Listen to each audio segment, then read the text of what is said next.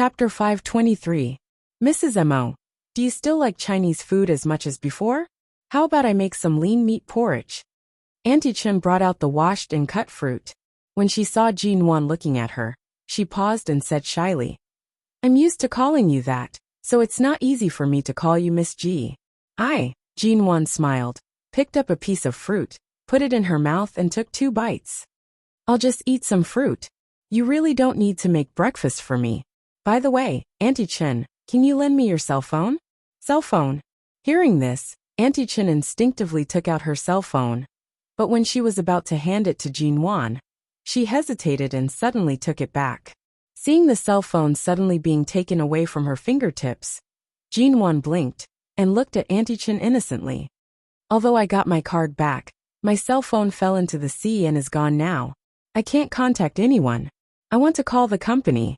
Well, my cell phone accidentally fell into the water a few days ago, and it's not working well these days. The signal is not good.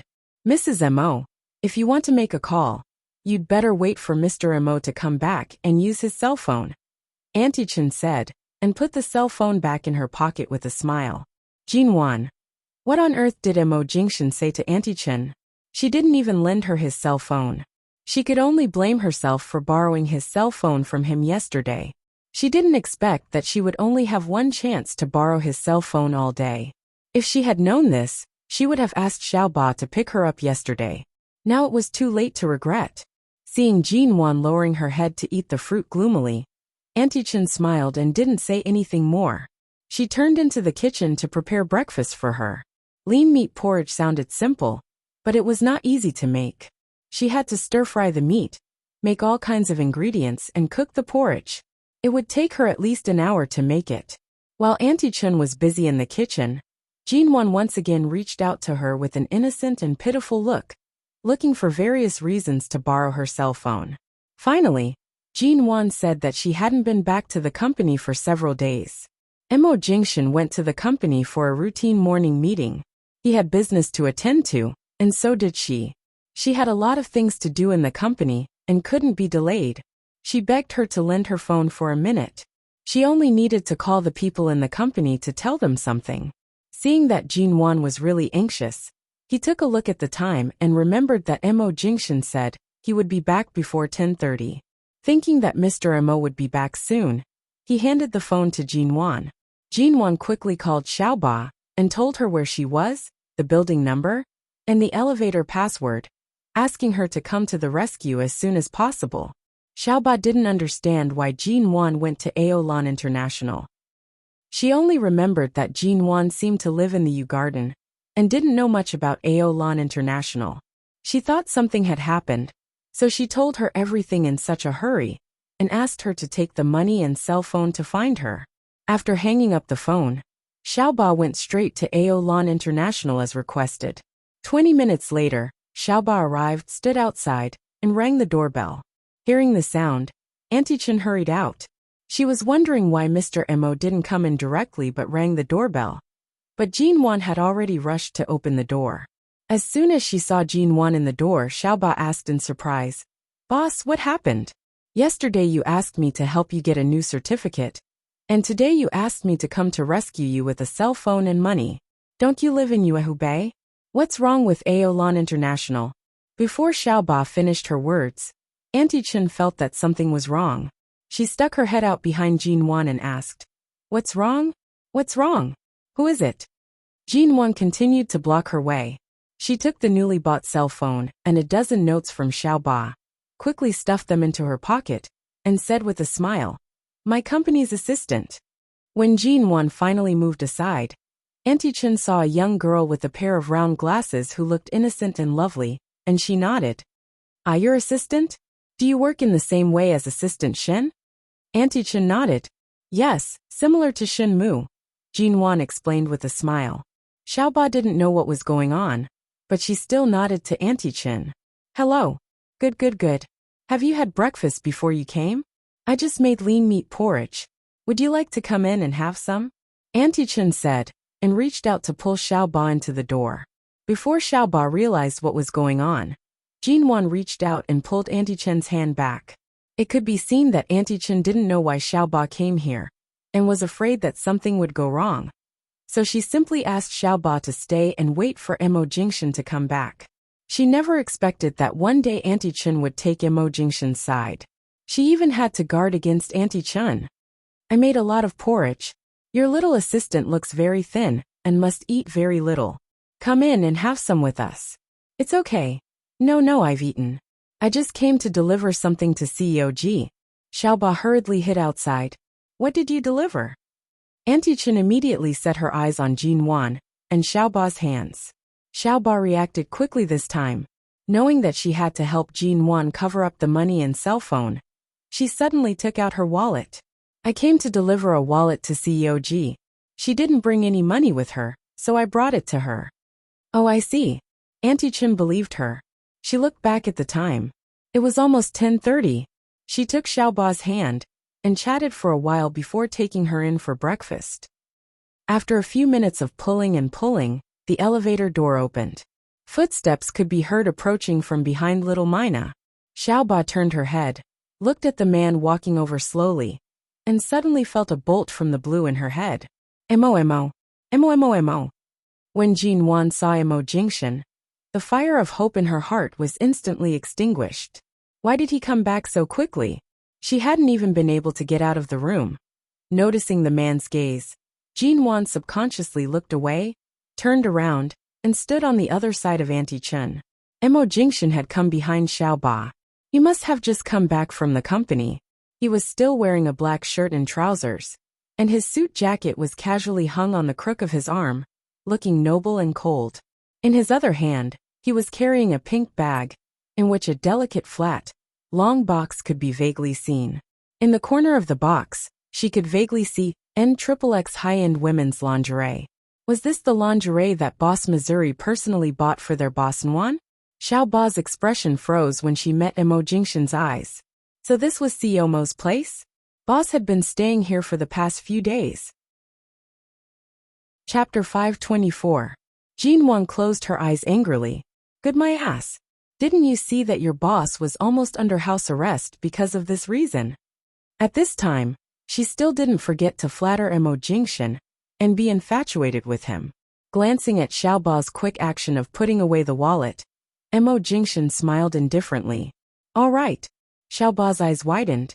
Boss Missouri spoke to her and smiled at her. He smiled and said good to her. The first time she spoke to Boss Missouri was in the hotel. At that time, she accidentally ran into him and Jin Wan. When she opened the door, she accidentally ran into COMO taking a bath. But he didn't look so good at that time. Now he was actually smiling.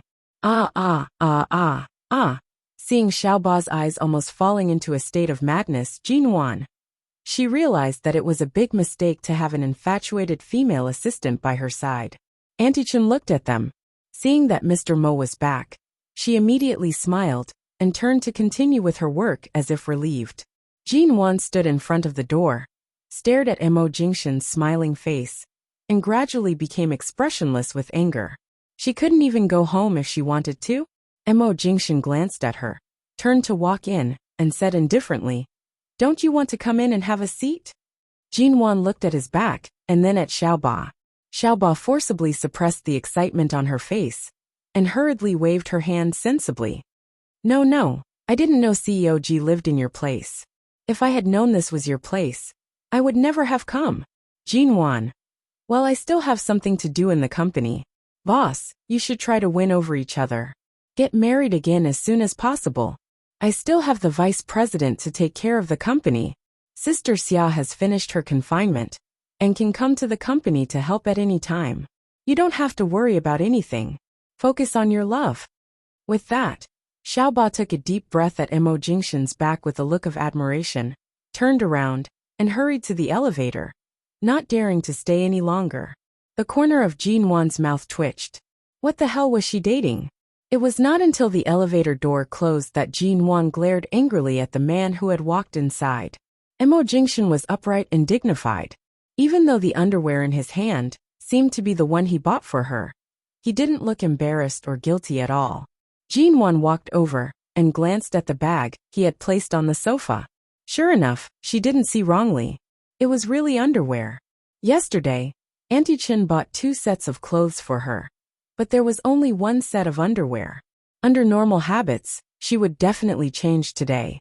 She didn't expect that he would buy these things for her after coming back from the company meeting.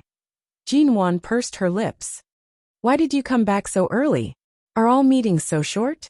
He said casually. It's a routine morning meeting. It won't be long. Oh, the meeting didn't last long. How disappointing. He didn't even give her a chance to slip away. Jinwan stared at him for a long while, and then slowly took a step back. She tried not to touch the pocket containing her new cell phone and money, so as not to attract his attention. She just turned sideways to ask, what happened to the 2 kidnappers that day? 1 dead and 1 injured. It's a gang crime. The other accomplices have been caught. The domestic police are quite efficient in handling this case. No wonder they were so arrogant and so many police officers were dispatched. It turned out that there were more than 2 people. What about your car? Jinwan had a dark guess that Mo Jingshan had long wanted to change his car. He drove a car worth tens of millions into the sea without even blinking.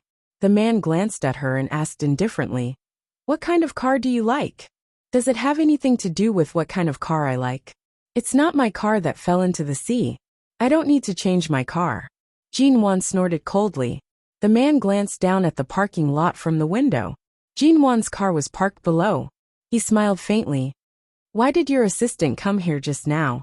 Jinwan stood behind him and said discontentedly, a certain CEO of Shine Group didn't even give me 100 yuan. I had to find someone to give me the money, but you came back before the wallet fell into my hands. Xiaoba, that coward, left as he pleased. He came here as if he didn't come at all. There was no difference. He glanced at her. Jinwan avoided his gaze and turned back to the bedroom on the pretext of going to the bathroom. She took the money and cell phone out of her pocket. Worried that Mo Jingshan would come in and see them, she quietly took these things, and the SIM card Auntie Chun had helped her into the bathroom. She sat on the toilet and quietly put the SIM card into the cell phone.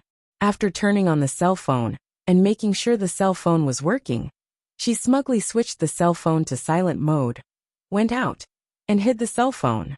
She would take it out when she needed it. It was not until Auntie Chun said that the porridge was ready and asked her to come out to eat that Jinwan went out.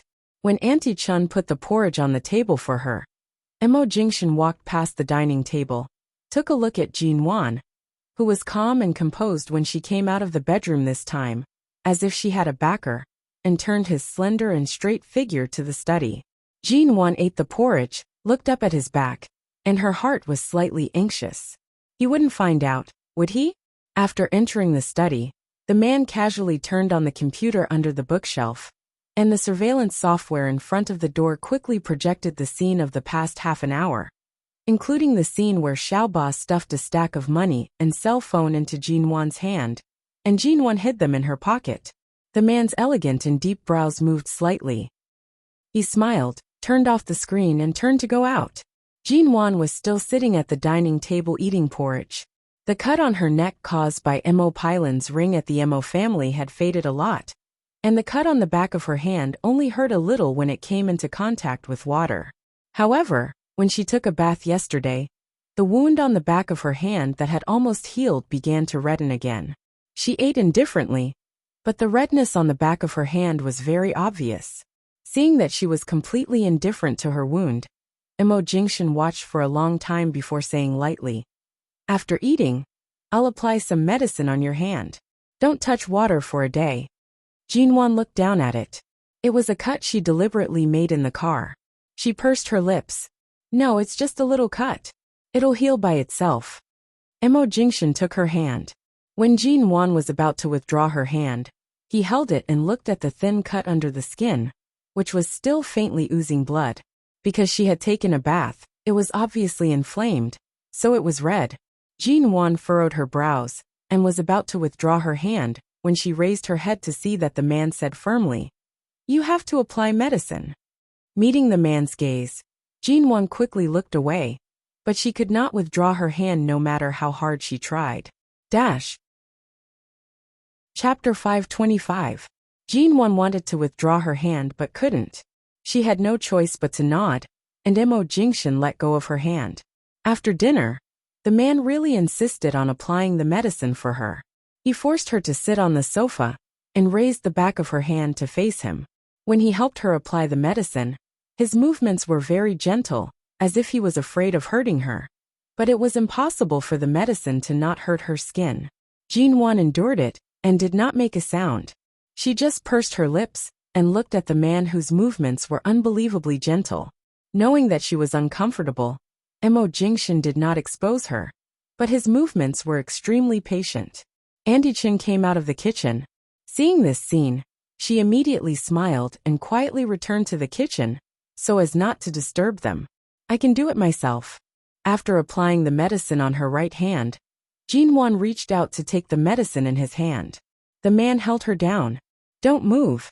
Jinwan looked at him and did not speak, but frowned impatiently. When the man finally let go of her hand, she immediately stepped back to keep a distance from him. Mo Jingshan unhurriedly put the medicine aside and looked at the woman, who was still a meter away from him on the short sofa. His handsome brows moved slightly. Don't be in a hurry to make your stand clear. I know how you feel. I'll give you time. It could be seen that Jinwan had let go of what happened 3 years ago, especially when the truth was right in front of her. She had to let go of it. But the ravine he had cut with his own hands was still there. In the past 3 years, she had grown up alone, and there were too many indestructible things in her character. She needed time. Jinwan took a look at him, did not speak, got up and left. She habitually closed the bedroom door and did not look back. Mo Jingshan got up, walked to the balcony of the living room, picked up his cell phone, and dialed a number. His dark and deep eyes overlooked the view of High City in the distance. The moment the call was connected, he said indifferently, 3 years ago, when I was in a coma because of the car accident, Jinwan was always in the hospital? On the other side of the phone, Qin Sighting was silent for a moment because of his sudden question. He said, except for being forcibly taken home by your mother, Ms. Wanzhou, for several days, she was almost always in the hospital. What does she do in the hospital every day?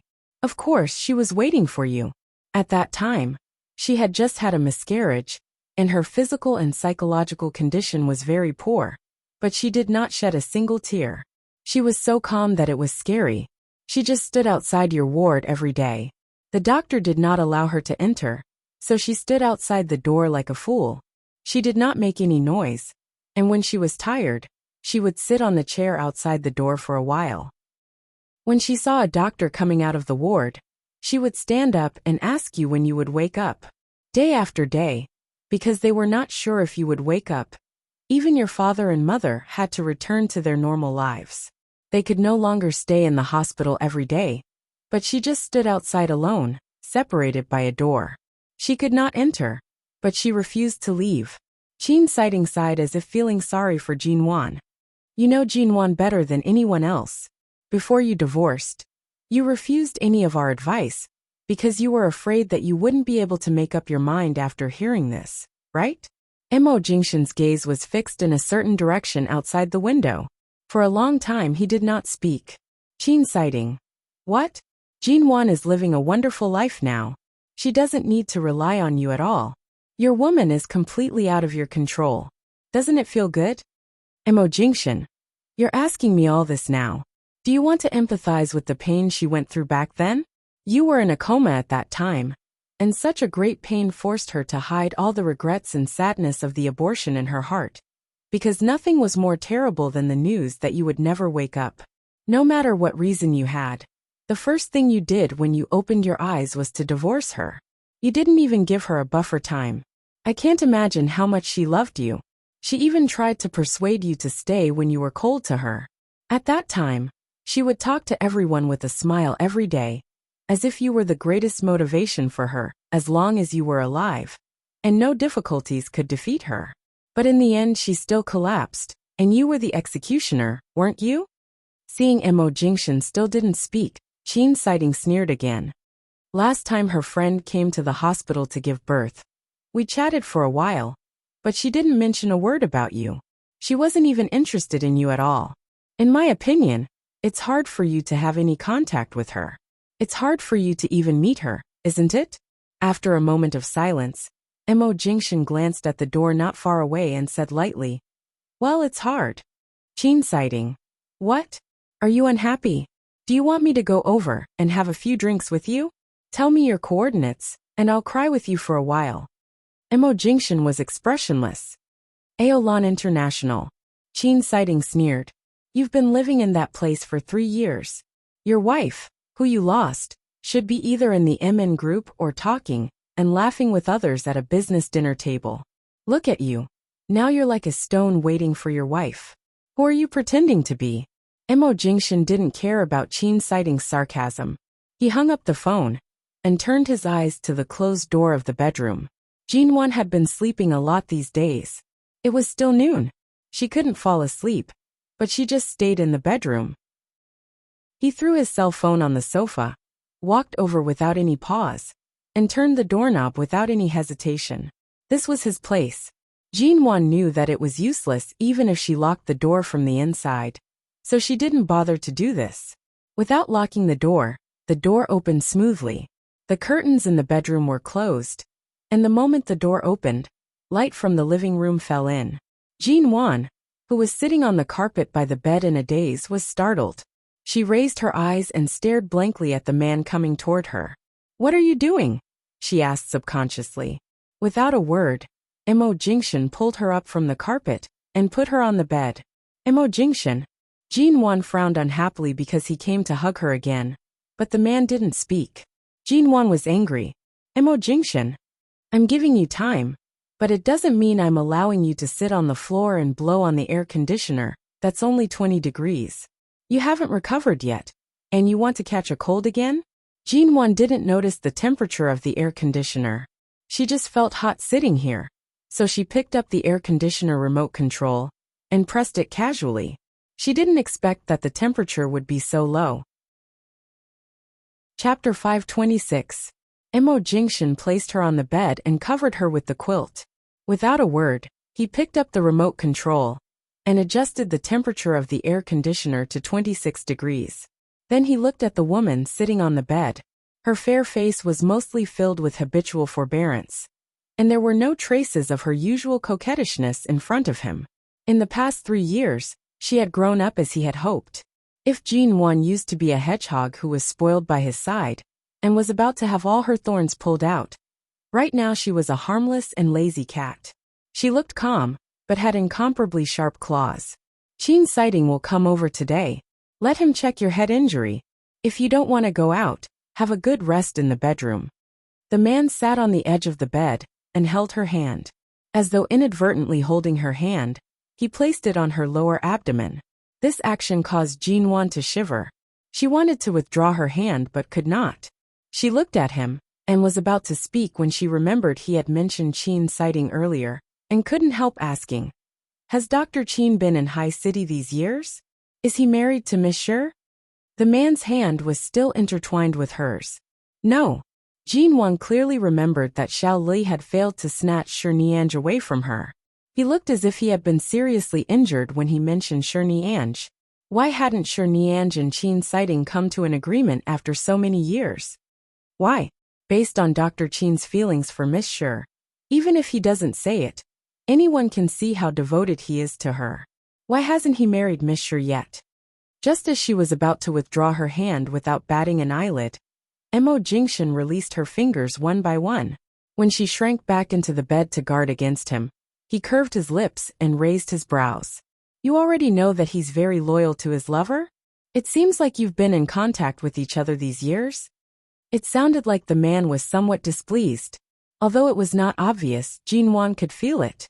She retracted her hand, which had just regained its freedom, and placed it under the quilt to avoid the man's touch.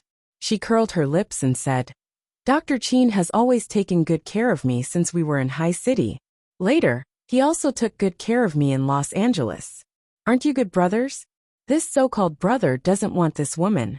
Since he's not married, it's not too much to help take care of her, right?" The air around the man sitting on the edge of the bed instantly became colder than the air conditioner. He stared at her and seemed to be smiling, but his smile wasn't very happy. "You still have such thoughts about him?" Jinwan looked at him. Even though this man was looking at her without saying a word, his gaze was enough to make one feel as though they were sitting on pins and needles. Even though he was silent, he was still filled with an oppressive aura. She smiled again. For people like Dr. Qin, people who aren't familiar with him will only feel that he's too cold and unapproachable. But after getting to know him, they find that he has the qualities of a warm man. Besides, the profession of a doctor also adds a sacred halo to him, making people instinctively want to get close to him. He has always taken such good care of me. Even though the two of us rarely contact each other, I was the one who took the initiative to call him after returning to China. Speaking of which, he's also an old friend, whom I haven't blocked all of my contact numbers. Mo Jingshan was expressionless. You're so interested in him? Jinwan casually folded her hands under the quilt and casually played with her nails.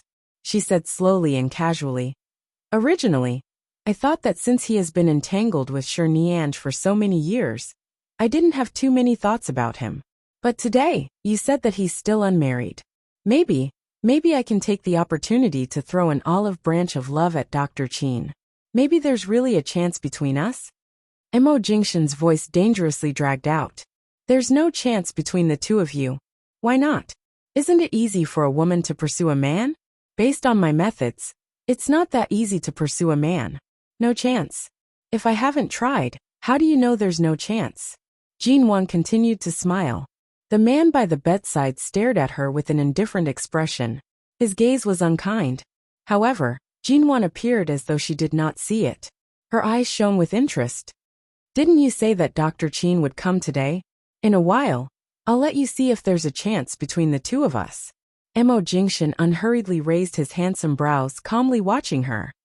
Did I give you too much time to calm down, causing you to think about all these messy things? Jinwan also raised her brows. Her gaze seemed to carry a smile, but it was like a hidden cat's claws that revealed a sharp tip. Weren't you the one who talked about Dr. Qin first? Mo Jingshan. If you mention his name again, I'll make you cry on this bed until you can't stop. You can try. After taking the opportunity to chase Mo Jingshan out of the bedroom, Jinwan laid on the bed and quietly picked up her phone. She had just placed the SIM card in and hurriedly hid it. Now that she took it out, she saw the message that Mr. Vince had sent her yesterday.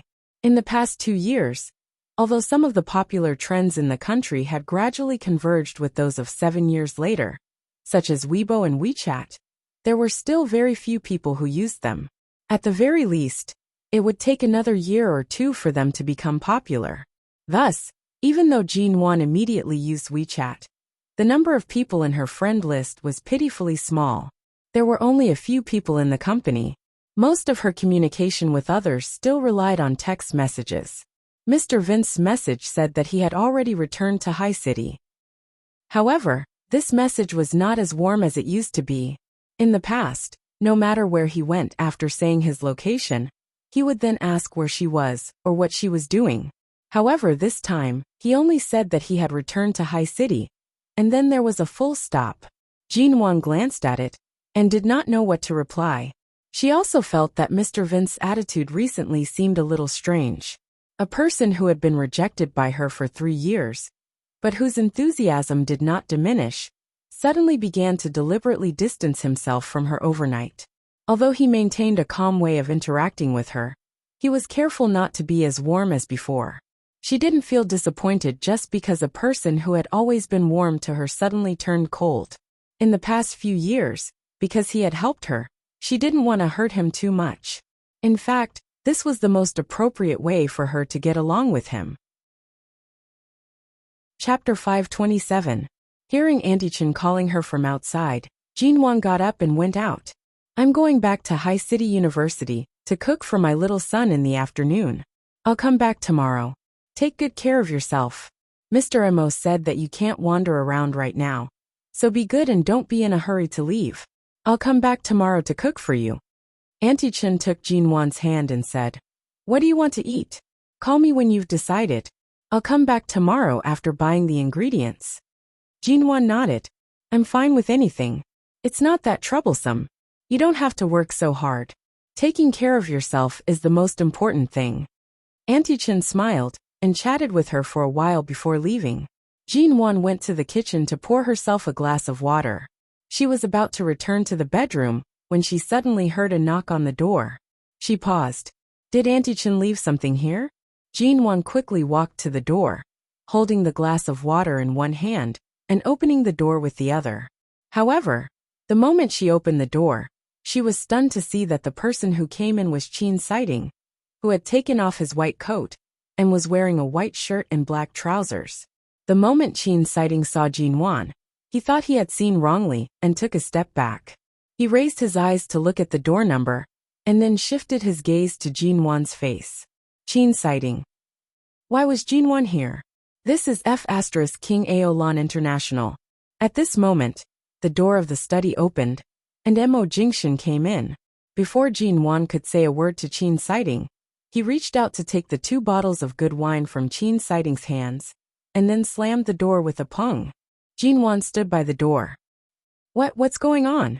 Wasn't that Dr. Qin? Mo Jingshan's expression was cold. You saw wrongly. He's just a wine delivery man. Qin Sighting stood by the door. But didn't you say Dr. Qin would come today? That man was clearly him. No, is Qin Sighting that ugly? Jean Wan. Qin Sighting, who was still standing outside the door, but had heard their conversation through the door. Jean Wan glanced at the 2 bottles of wine in Mo Jingshan's hands and paused. She subconsciously turned back to look at the wall in the living room.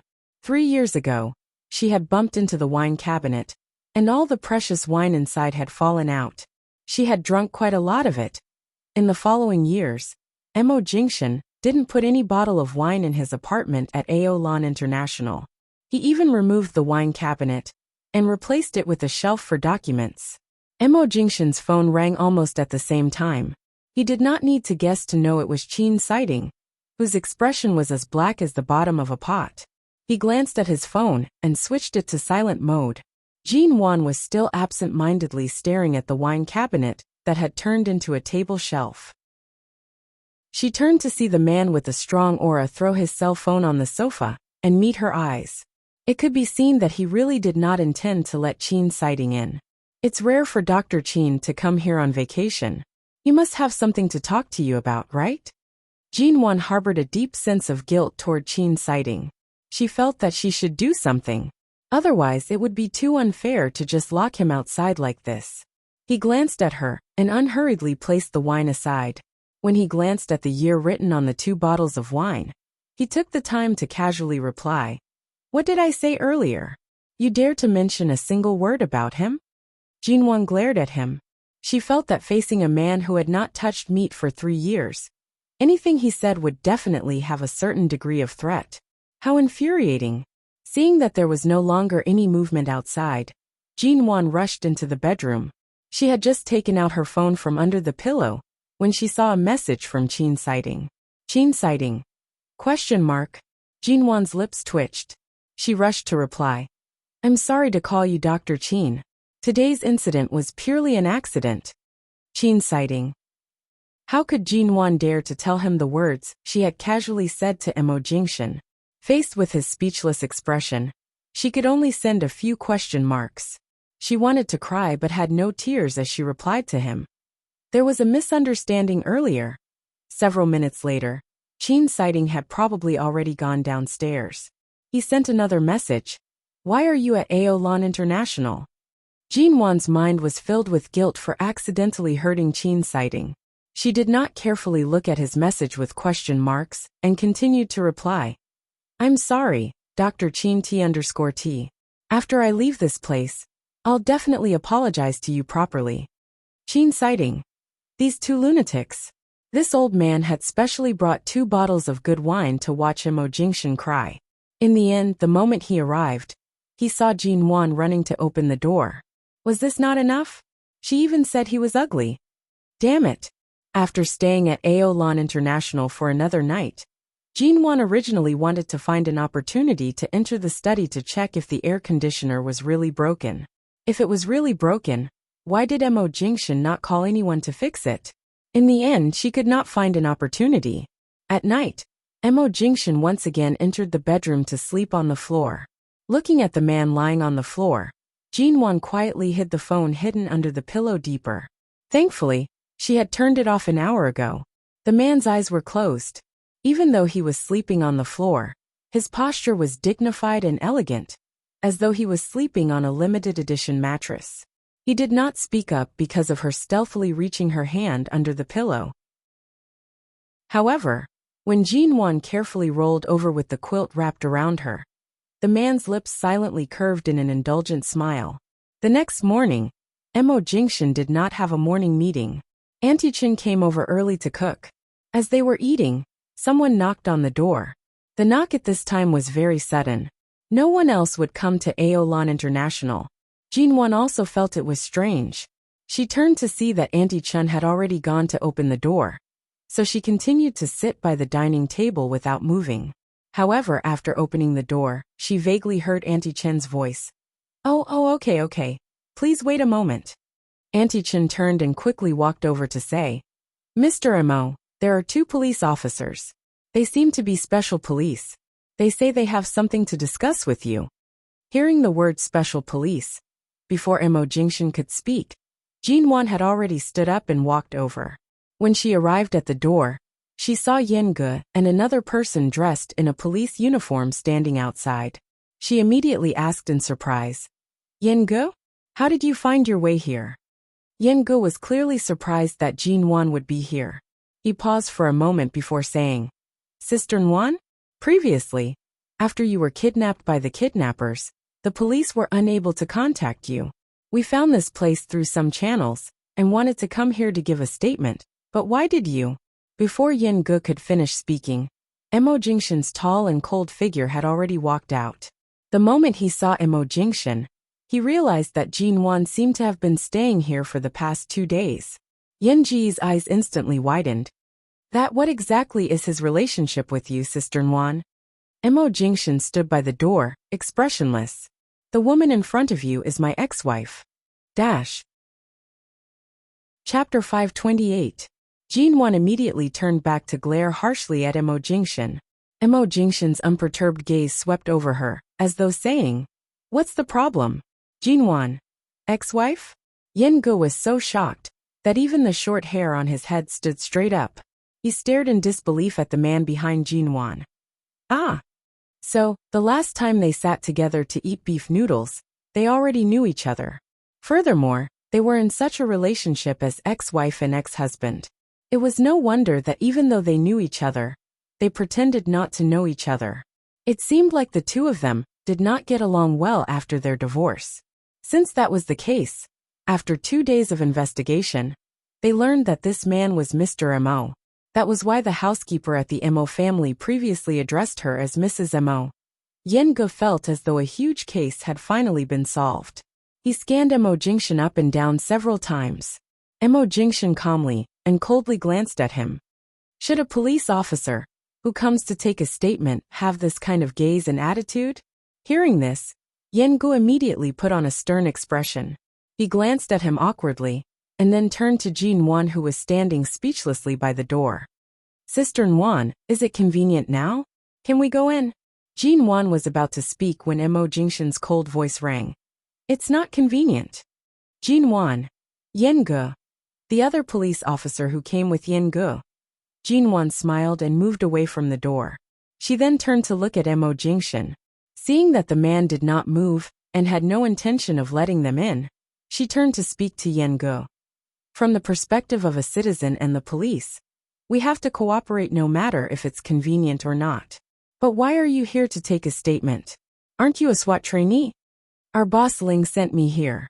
This is the brother in charge of taking the statement. Someone discovered your car parked here during an investigation, so I came to take a look. Yen Ge smiled at Jinwan, revealing a set of white teeth. After all, I'm still your bodyguard. I have to pay more attention to your matters. Jinwan tilted her head slightly and used her chin to point inside. Come in. Thank you for your hard work. Yen Ge hurriedly signaled the police officer by the side with his eyes. The 2 of them were about to enter, but before they could step through the door, they raised their eyes to see the man still standing by the door with no intention of giving up his seat. The moment he met Mo Jingshan's cold and unwelcoming gaze, Yan Ji's expression became more cautious. He turned to Jin Wan. Sister Wan, since you're an ex-wife and ex-husband, have you been living together for the past 2 days?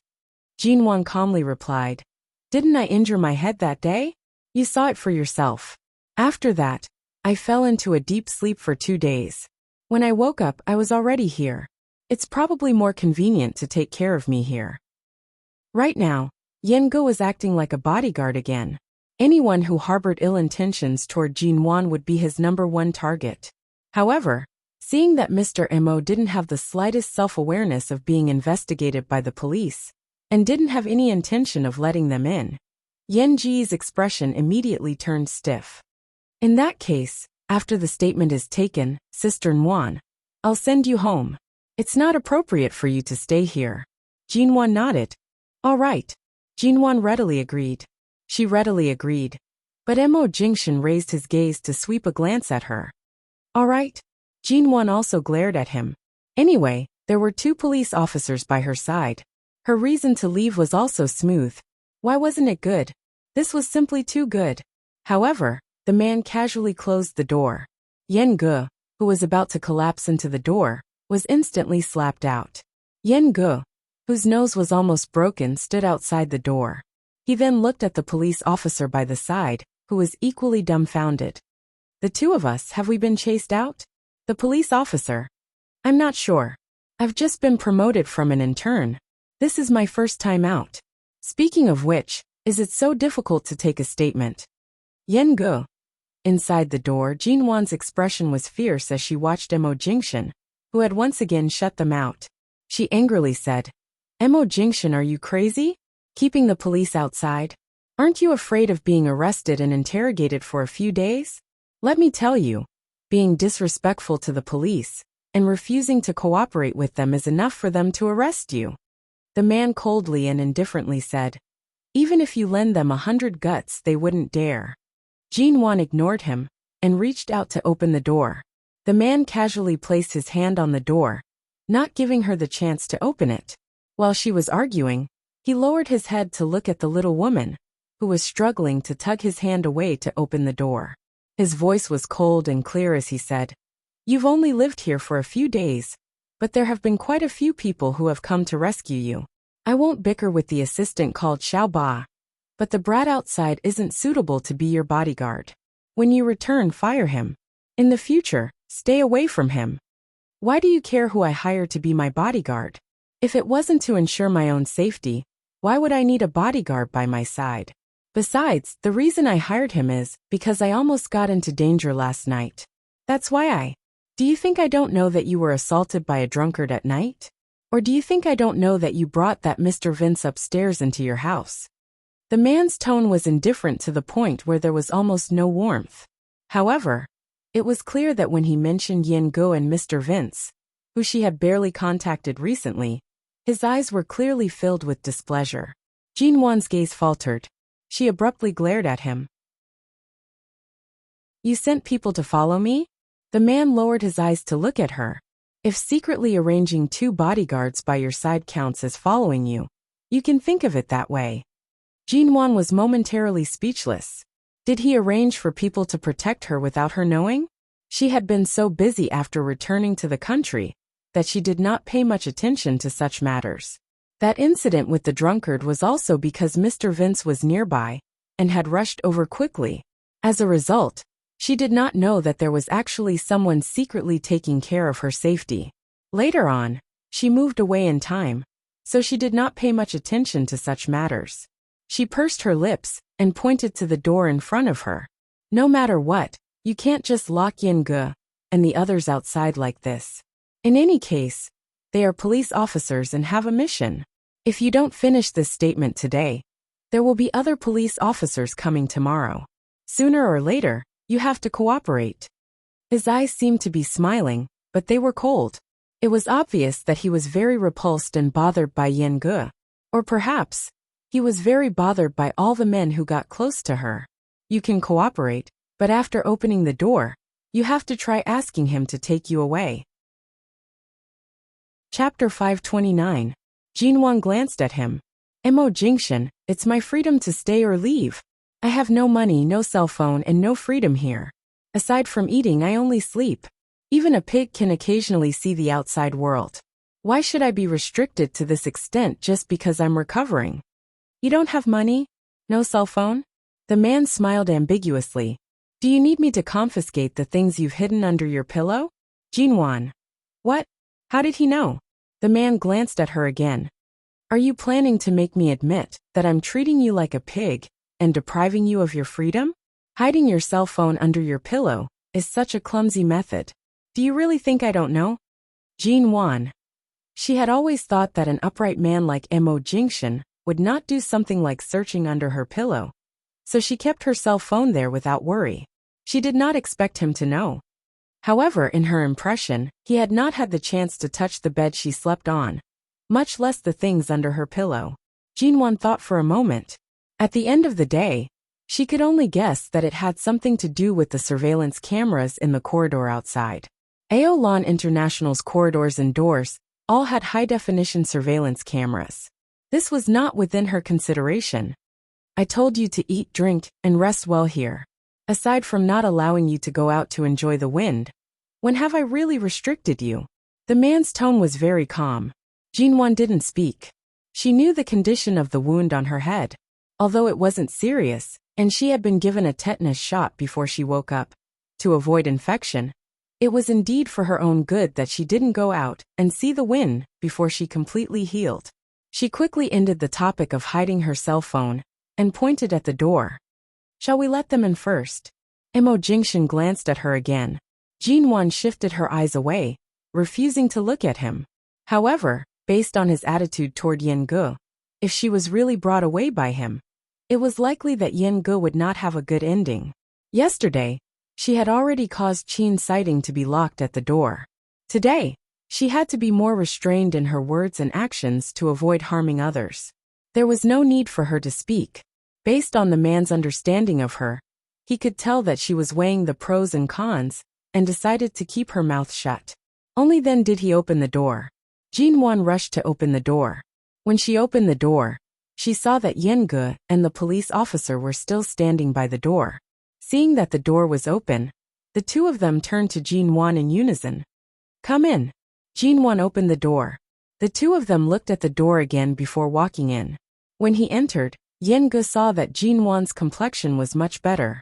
He recalled the day when Mo Jingshan brought her out of the sea. At that time, she was covered in seawater, and there were bloodstains on her head and body.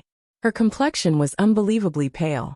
He couldn't help but say apologetically, Sister Nguyen, I'm really sorry. That day, when you were kidnapped by the kidnappers, the police and I were busy chasing after other people.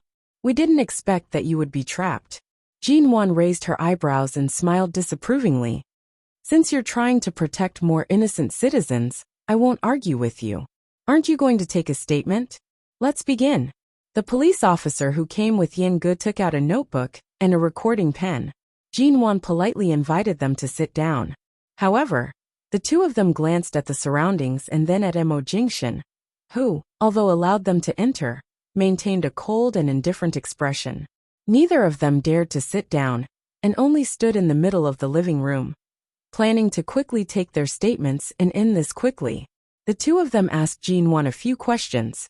After receiving Jinwan's cooperative answers, they turned to Mo Jingshan and asked him a few more questions. Although Mo Jingshan's tone was indifferent and impatient, at the very least, he was cooperative. Although his answers were short, Yen Ge and the police officer, who came with him, heaved a long sigh of relief. No matter what, their task of asking them to take a statement was about to be completed. After asking all the questions, Yen Ge asked about Jinwan's injuries that day.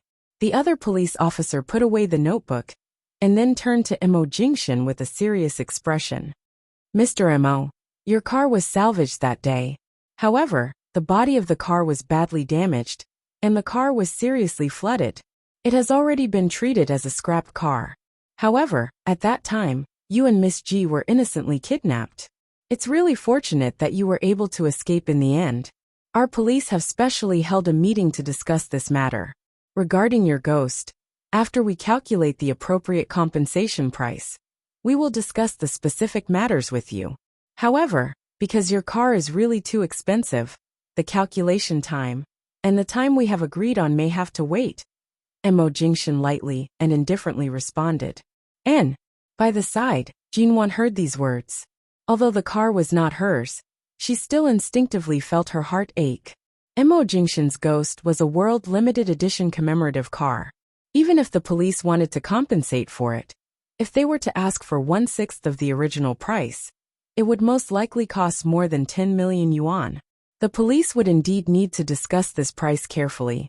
They definitely could not fork out so much money in such a short time. Fortunately, the moment Mo Jingshan drove the car into the sea, he had already prepared for the car to be scrapped. He did not intend to haggle with the police over the compensation rights and amount. If he really wanted to haggle over it, the police in High City and some of the directors would most likely cry and bleed. When Yan Ge and the others were preparing to leave, Jinwan was about to stand up to send them off when she suddenly received Mo Jingshan's gaze. Did he really want her to resign from Yan Ji's bodyguard job right now? There were other people by Yan Ji's side. If she were to directly resign from his part-time job, it would be too disrespectful. Furthermore, although Yan Ge was only a year younger than Jinwan, he had always taken care of her. Perhaps because he had spent many years in the police academy, he was a very upright and charismatic person. More importantly, he treated Jinwan very well, and was very responsible. She took the opportunity to send them out to chat with Yan Ge and the other police officer with a smile. She did not mention a single word about firing Yan Ge. In any case, she had no intention of quitting. Just as the two were about to leave, the man's cold and low voice abruptly rang. If you want to be a special police officer, then go back and do your job properly. It's best if you practice in a police station or another police department. A job like being a bodyguard doesn't suit you. It won't be of any help to your career as a special police officer. Jinwan. Yan Ji's footsteps faltered. He abruptly turned to look in Mo Jingshan's direction. Before he could speak, Jinwan had already quickly grabbed his arm and led him out the door. Seeing Jinwan tugging Yan Ji's arm out, Mo Jingshan's expression darkened. When they reached the door, Jinwan raised her hand and gestured for Yan Ge to keep quiet. Go back first. I'll tell you when I return to the company. Chapter 530. No, things haven't reached that stage yet. Jinwan consoled him. That's right. You've been fired. The man's calm and clear voice rang by the door. Jinwan abruptly turned to glare at the persistent Mo Jingshan. The man had one hand in his pocket and did not give Yan Ge any chance. His expression was indifferent, but his voice was as clear as his features. What are you talking about? The police officer beside Yan Ge asked curiously. Yan Ji's expression immediately darkened. He was about to flare up when Jinwan rushed to tug on his wrist, using her gaze to indicate for him to leave first. Yan Ge was clearly unconvinced. For someone like him who had grown up in the police academy and the special forces, even though he knew Mo Jingshan was above him, his unwillingness to submit was still evident. Jinwan glared at him in warning and poked his arm. Yan Ge suppressed his anger and glanced at Jinwan with a heavy expression. Jinwan gave him several glances. Yan Ge endured it and stiffly turned to enter the elevator with the policeman. Only when the elevator brought the two down did Jinwan turn around. She raised her eyes to meet the man's gaze. This brat has only been your bodyguard for less than a month. His feelings for you are already so deep that he needs to exchange glances with you for half a day before he's willing to leave. The man looked at her. His voice was mild and displeased. Wasn't it too obvious that the vinegar jar was overturned? Jinwan composed herself. Her red lips curved into a smile as she tilted her head to look at him. She spoke with some pride. This is probably the charm of a person. In the past, when Feng Ling was by my side, weren't there many people who said that she was cold, unwilling to get close to others, and never made friends? But not long after, didn't our relationship become very good? Mo Jingshan's elegant brows moved slightly. She was speaking the truth. Jinwan's personality was not particularly flamboyant, nor was she particularly reserved. She was not deliberate at all. But she had a unique charm that made people instinctively like to get close to her. Jin Wan gave people a comfortable feeling. This was Feng Ling's evaluation of her. In the afternoon, the doctor came to check the wound on her head and confirmed that after days of careful care, the surface of the small bruise on the top of her head had healed a lot. From tonight on, even if she washed her hair with water, there would be no problem as long as she washed it gently.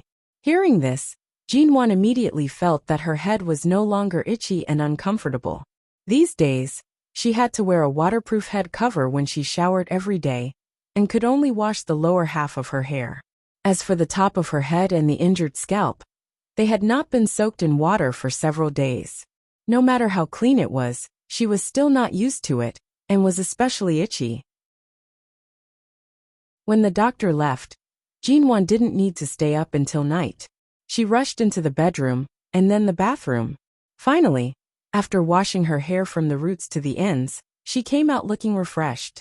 She picked up the bag of lingerie that Mo Jingshan had bought for her, opened it, and her expression immediately darkened. Last night, she was still wondering how a man like Mo Jingshan, with his status, managed to buy her underwear. Who would have thought? What's wrong? The bedroom door was suddenly opened. Seeing Jin Wan's dark face, Mo Jingshan asked. Jin Wan held a set of underwear in her hand and squinted at Mo Jingshan. What kind of taste do you have? When have I ever worn underwear of this color and this type? Mo Jingshan looked at the two things in her hand. Not only were they bright red, but they were actually of a pathetically small style of sexy underwear. And they were very interesting. She basically couldn't wear them inside in daily life. Even if she wore them, she wouldn't be wearing them at all. Mo Jingshan. This underwear was definitely not of low quality. After all, Mo Jingshan had bought it in a commercial street near the company. The brands that could be opened in the nearby commercial street were either luxurious or expensive.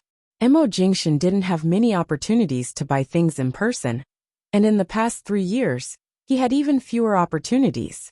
He remembered Jin Wan's habit after showering every day, and knew that there was only a set of underwear in the clothes that Auntie Chen bought for her. To prevent her from making excuses to leave, he left the company after the meeting, casually strolled along the commercial street, and stopped in front of a lingerie store. He really hadn't studied women's underwear much. He only told them Jin Wan's size, and asked the shop assistant to pick 2 suitable pieces to wrap and bring them to him. However, he didn't expect that when those young female shop assistants saw a man wearing a suit and tie, and exuding the aura of a superior running out to buy women's underwear, they completely misunderstood him. They thought that he was trying to have some fun, so they specially chose 2 sets of this type. Mo Jingshan glanced at the 2 pieces of fabric in her hand. I only told the shop assistant the size. I didn't expect that they would bring out this type. When it came to sizes, no one knew her underwear better than Mo Jingshan. Jin Wan's face burned suspiciously. Seeing that the man was still calm and didn't have the slightest bit of guilt, it seemed that he really didn't deliberately buy it. However, she couldn't help complaining. What kind of mentality do shop assistants have these days? Don't tell me they think that you're keeping a third-rate little star as a mistress and are trying to do something sexy for you? Mo Jingshan smiled. He also didn't expect that these young ladies who worked as shop assistants would let their imaginations run wild. However, although the color of this underwear was a little gaudy, based on Jin Wan's figure and appearance, she would be able to handle it. Mo Jingshan couldn't help but imagine the scene of Jin Wan wearing this set of underwear. His lower body could already faintly feel the blood rushing down. Later, I'll have Auntie Chen buy 2 more sets for you. Then what should I wear now? The man was quiet for a few seconds. Why don't you feel wronged? Wear this first. Jin Wan. Only if I'm crazy would I wear this kind of damn thing to walk around in front of you. Mo Jingshan's eyes were smiling as he curved his lips. I don't mind if you walk around in front of me without any clothes on. Auntie Chen, who had just returned from tidying up the study, heard these words and was instantly dumbfounded. She then quickly entered the study to continue tidying up, trying her best to act as though she was invisible. Jin Wan was annoyed. Right now the sky is still bright. I'll go buy it myself. The man glanced at her. How are you going? Jin Wan furrowed her brows. The doctor said that the surface of the wound on my head has already healed. I can touch water and go out to see the wind. There shouldn't be any problems. I'm not used to having others buy this kind of thing for me. I'll go buy it myself. Speaking up to here, she paused. She recalled that after showering, she had already washed the set. Right now, if she were to use a hairdryer to dry it, it would take at least half an hour. She couldn't just go out without wearing anything inside. The man could easily see through her thoughts from her expression. He smiled ambiguously, clearly patiently waiting for her to put on this set before going out. Chapter 531. Putting it on was as good as not wearing it. But she couldn't just go out like this.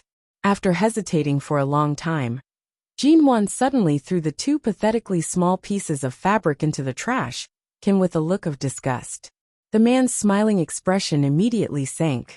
Jinwan turned back to the bedroom with a proud expression, went to the bathroom to take out the previous set, turned the hairdryer to the highest speed, and spent 15 minutes to dry it. Then she quickly put it on and came out clean. Mo Jingshan's well-defined fingers gently tapped the back of the sofa. Looking at Jinwan, who had already put on everything and came out, his elegant and deep brows moved slightly, and he said casually, "You can't wear the other set either?" Jinwan said unhappily, "The other set is black, and the style and fabric are no different from this one. Anyway, she would never wear it." But she knew that this brand was very expensive. The red set had already been opened and taken out. As for the black set, she should ask Auntie Chen to find a chance to return it and exchange it for some money. After all, it was worth several thousand yuan, enough for Auntie Chen to pay for half a year's tuition for her youngest son. There was no need to throw it away. It's raining tonight, and there are still 3 hours before evening. Are you sure you want to buy it yourself in such a short time? The man's tone was extremely indifferent. Although the wound is fine, I can't go too far. I can only stroll in the nearby commercial streets. All right.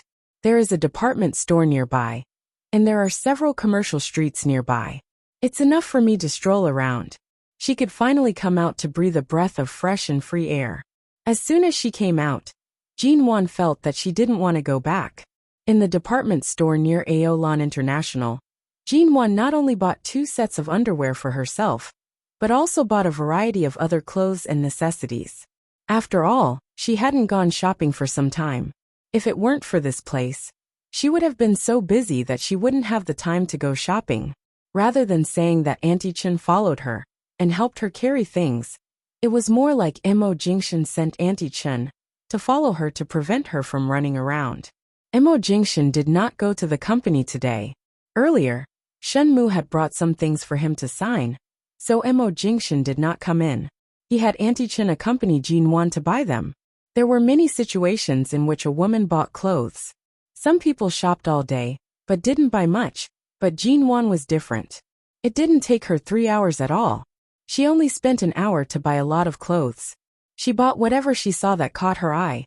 She came out to buy things, not to shop at all. In the past few years, she had been like this even when she was out shopping. She didn't have the time to pick and choose. Her skin and figure weren't very picky about clothes. Any style on her was more beautiful than a model's drawing, so she just took whatever she liked. She didn't have the leisure to compare or try it on. "Wrap this up for me, thank you. Although it's the end of summer, and it's still very hot, it's going to be autumn soon. Is this trench coat this year's new style? Not bad, wrap this up too. The material is very soft. It should be very comfortable to sleep in. Wrap it up. Does that pair of shoes have high heels? Oh, these sunglasses are good." After shopping, Jinwan carried 2 bags in each hand, and Auntie Chen followed behind with a few bags. Jinwan didn't want her to help, but she insisted. Knowing that Auntie Chen was sent by Mo Jingshan, she was more or less unhappy that Auntie Chen was on Mo Jingshan's side, so she let her carry. Anyway, although there were a lot of things, they were not very heavy. At the cashier, Jinwan habitually wanted to take her card, but her hand suddenly paused in the air. Only then did she remember that she had no money now. When she went out, she was in such a hurry that she even forgot to take the dozen notes and cell phone under the pillow. Not to mention that it was not enough even if she took it. The staff at the cashier had taken the payment forms for the things she bought and set a number. Jinwon didn't deliberately buy anything too expensive, but in this shopping mall, any piece of clothing would not be cheap. The total value of these things added up to more than 6 figures. Mrs. Mo, you didn't bring money? Seeing Jinwon's expression was a little embarrassed, Auntie Chen stood by and asked in a low voice. Jinwon pursed her lips. For a moment, she wanted to ask Auntie Chen to pay for it and return it to her later. But Auntie Chen's family was ordinary, and there were many poor relatives who borrowed money from her. Her youngest son was in high city and needed money to go to college. How could she have so much money in her card? Jinwon didn't ask. What if she didn't buy it? She was hesitating awkwardly whether to send the clothes back to the various brand stores when a slender and well-defined finger suddenly appeared in front of her, handing over a black bank card. Jinwon turned to see Mo Jingshan's calm face, and her embarrassment immediately disappeared. She subconsciously muttered, "It feels so bad to have no money, no card, and no cell phone." Mo Jingshan looked down at her and smiled casually. "Don't you still have me?" With that, before Jinwon could speak, the man put a white outdoor cap on her head. Jinwon raised her eyes only to find that most of the light was blocked by the brim of the cap. She could only look up at the man who was much taller than her, and her eyes were full of obvious questions. "Why are you here? If you want to go out these days, try to wear a cap. Although the skin on the surface of the wound has healed, it's better not to be exposed to the wind." The man looked at her wearing a hat and raised her head like a primary school student. His lips curved into a gentle arc. He paid for the cap, took the 2 bags of things from Jinwon's hand, and took those from Auntie Chen's hand. Seeing that Mr. Mo was so patient and indulgent to Jinwon, Auntie Chen smiled sincerely. In the past, she rarely went out with them in the Yew Garden, so she didn't know their relationship and development. In the past, Grandfather Mo asked her to keep an eye on them and report to him whether their married life was harmonious or not. That feeling was different from now. After these 2 days in Aolan International, she felt that Mr. Mo really treated Jinwon differently from others. And now she felt that both Jinwon and Mr. Mo were rare beauties in the world. Walking side by side like this, people would turn their heads to look at them. Moreover, CEO Mo was usually such a noble and indifferent person. He would personally buy Jinwon underwear and take the time to go shopping with her.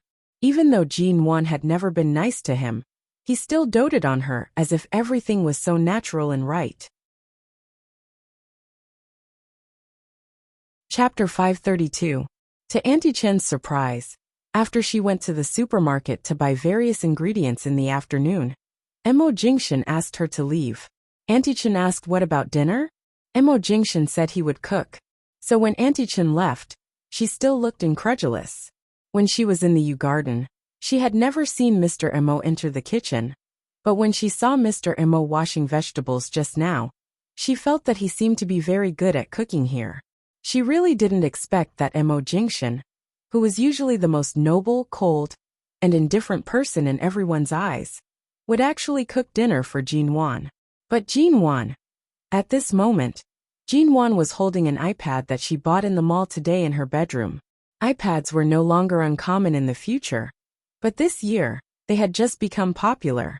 She lay on the bed and watched movies on the iPad, acting as if nothing had anything to do with her. All she did was eat and sleep, like an ingrate. However, Mr. Mo completely indulged this ingrate and let her be happy. Auntie Chen silently looked at Jinwon lying on the bed and remembered that in the months after she and Mr. Mo returned from the United States 3 years ago, Mr. Mo didn't come home every day, but Jinwon stayed at home every day, waiting for him to come back. She remembered that once, because she thought Mr. Mo would definitely return to the Yew Garden that day. Jinwon specially cooked a table of delicious food for Mr. Mo. But that night, Mr. Mo still didn't come back, and didn't even answer Jinwon's phone call. Later, the food was cold and couldn't be eaten. Jinwon sat at the table alone, and ate the cold food silently. At that time, Auntie Chen didn't even dare to say a word to persuade her. She just felt sorry for her. Thinking of this, the thought of feeling indignant for Mr. Mo suddenly disappeared. Instead she smiled. In fact, it was quite refreshing to see Mr. Mo, such a cold and arrogant person, compromise little by little for Jean Wan. Even after Auntie Chen left, Jean Wan was still watching the iPad on the bed. The room was very quiet, and only the sound of the movie could be heard. At this time, she was watching a very ordinary movie that had just been released, but in recent years, there weren't too many good movies in China. They were all made by some veteran directors, and some were not funny. She was too lazy to find Hollywood movies, so she casually opened it and watched it for a while. His acting was a mess, and he wasn't paying attention at all. It had been a while since Auntie Chen left. Jean Wan finally turned off the iPad, threw it aside, got up and walked out. Hearing the sound of the kitchen, she thought for a moment and went in. The man in a shirt and trousers was standing by the cupboard. The sleeves of his shirt were rolled up, revealing his muscular forearms. She leaned against the kitchen door and watched the man wash or cut the vegetables while preparing dinner. Her eyes seemed to be covered with a layer of mist. In these 3 years, she had never thought that such a day would come. Why don't you continue to watch your movie? The man was cutting vegetables and didn't look back, but it was obvious that he was talking to her. Jean Wan was still leaning against the kitchen door.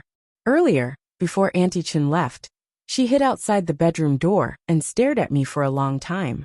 She must have felt that it was too much for me to let Boss Missouri cook dinner, without even helping. Mo Jingshan's hands did not stop moving. Watch your movie in peace. I'll call you when dinner is ready. Jean Wan thought of the extremely boring movie just now. It was better to stand here and watch Mo Jingshan cut vegetables than to watch that kind of movie. Noticing that she did not leave, Mo Jingshan turned on the tap to wash his hands and slowly wiped them. Do you really want to help? Jean Wan did not speak. She was just saying that. After being locked up here for several days, the resentment in her heart had not dissipated. Standing in the same apartment with him was already very irritating. She did not really intend to go into the kitchen. After all, no matter how big the kitchen was, it was still a relatively small space. She would certainly not take the initiative to go in. But Auntie Chen had bought too many ingredients. She had probably planned to make a good meal tonight, but Mo Jingshan had taken over. If she really did not help, who knew when she would be able to eat? Her gaze swept over the pile of ingredients on the cupboard, and she walked over. Jean Wan was about to say that she would not do anything else but bring the oil, salt, soy sauce, vinegar, and cooking wine over and help him make some seasonings, such as sweet, sour, salt, and a small amount of soy sauce for the sweet and sour fish, and various seasonings for the mushroom soup. And she had just walked over, and was about an arm's length away when her wrist was suddenly caught by the man. Before Jean Wan had time to speak, she was dragged by him and stumbled in his direction. When she hurriedly tried to steady herself, the man had already kissed her. Jean Wan was stunned for a moment. When she came to her senses, she hurriedly stepped back and pushed his shoulder hard, but the man held her waist and brought her back. In just 2 steps, he directly pressed her against the counter of the cupboard. Ugh! Jean Wan instantly widened her eyes and tried to step back with both hands and feet, but the man still firmly held her. It was not a fierce and hot kiss, but their lips were pressed together, gentle and intoxicating. But because she subconsciously struggled a few times, the man who was originally very gentle simply pried open her lips and teeth, invaded her, and entangled with her. It was like an ambiguous, gentle and forceful invasion, and Jean Wan struggled to push him away and hugged him. It was not until Jean Wan bit him hard that the man's movements paused. He lowered his eyes to look at her cheeks flushed and panting from the kiss. I'll cook. What are you doing? Ah! Before she finished speaking, a short, low cry followed, and Jean Wan's body was suddenly picked up by him. It was not the kind of hug that wrapped around the waist, nor was it a hug. Instead, he held her armpits like holding a child, and lifted her off the ground. In an instant, she had changed from leaning against him to sitting on the counter of the cupboard. She was still in shock and widened her eyes, staring at the man in front of her in disbelief. What are you doing? Ugh! Her lips were kissed again. The man was tall and had long legs. He was completely unaffected by her sitting so high. This time, Jean Wan didn't have to be held up by him. She raised her head and was kissed by the man at eye level. She sat on the cupboard. Not far from her was the stove that had not been turned on, and not far from her was the refrigerator. There were some bowls, chopsticks, and plates behind her. She did not dare to move, but her stiff posture allowed the man to linger in her mouth for a moment, as though he had succeeded.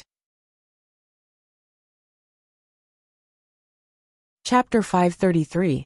He stroked her cheek with his palm and curled his lips. "Don't you want to help me? Sit here and let me kiss you for a while, eh?" Jinwan stared at him in shock. What kind of help was this? Being stared at by the man at such a close distance. Her heart was thrown into disarray. She rushed to push him away. "This is the kitchen, and the cabinet is also." Before she could finish her words, her lips were kissed again. Mo Jingshan's hand moved from her cheek to her shoulder, and then to her back. Jinwan trembled all over, but he did not let go of her. He unhurriedly kissed her from her lips to her earlobe. "Obediently stay here and let me kiss you. That's the biggest help." Jinwan's eyes seemed to be covered with a layer of water from the kiss. She finally focused her gaze on a certain point on the kitchen wall. The man's hand had already reached over. She immediately shivered and cried out in anger. "Mo Jingshan! Jinwan!"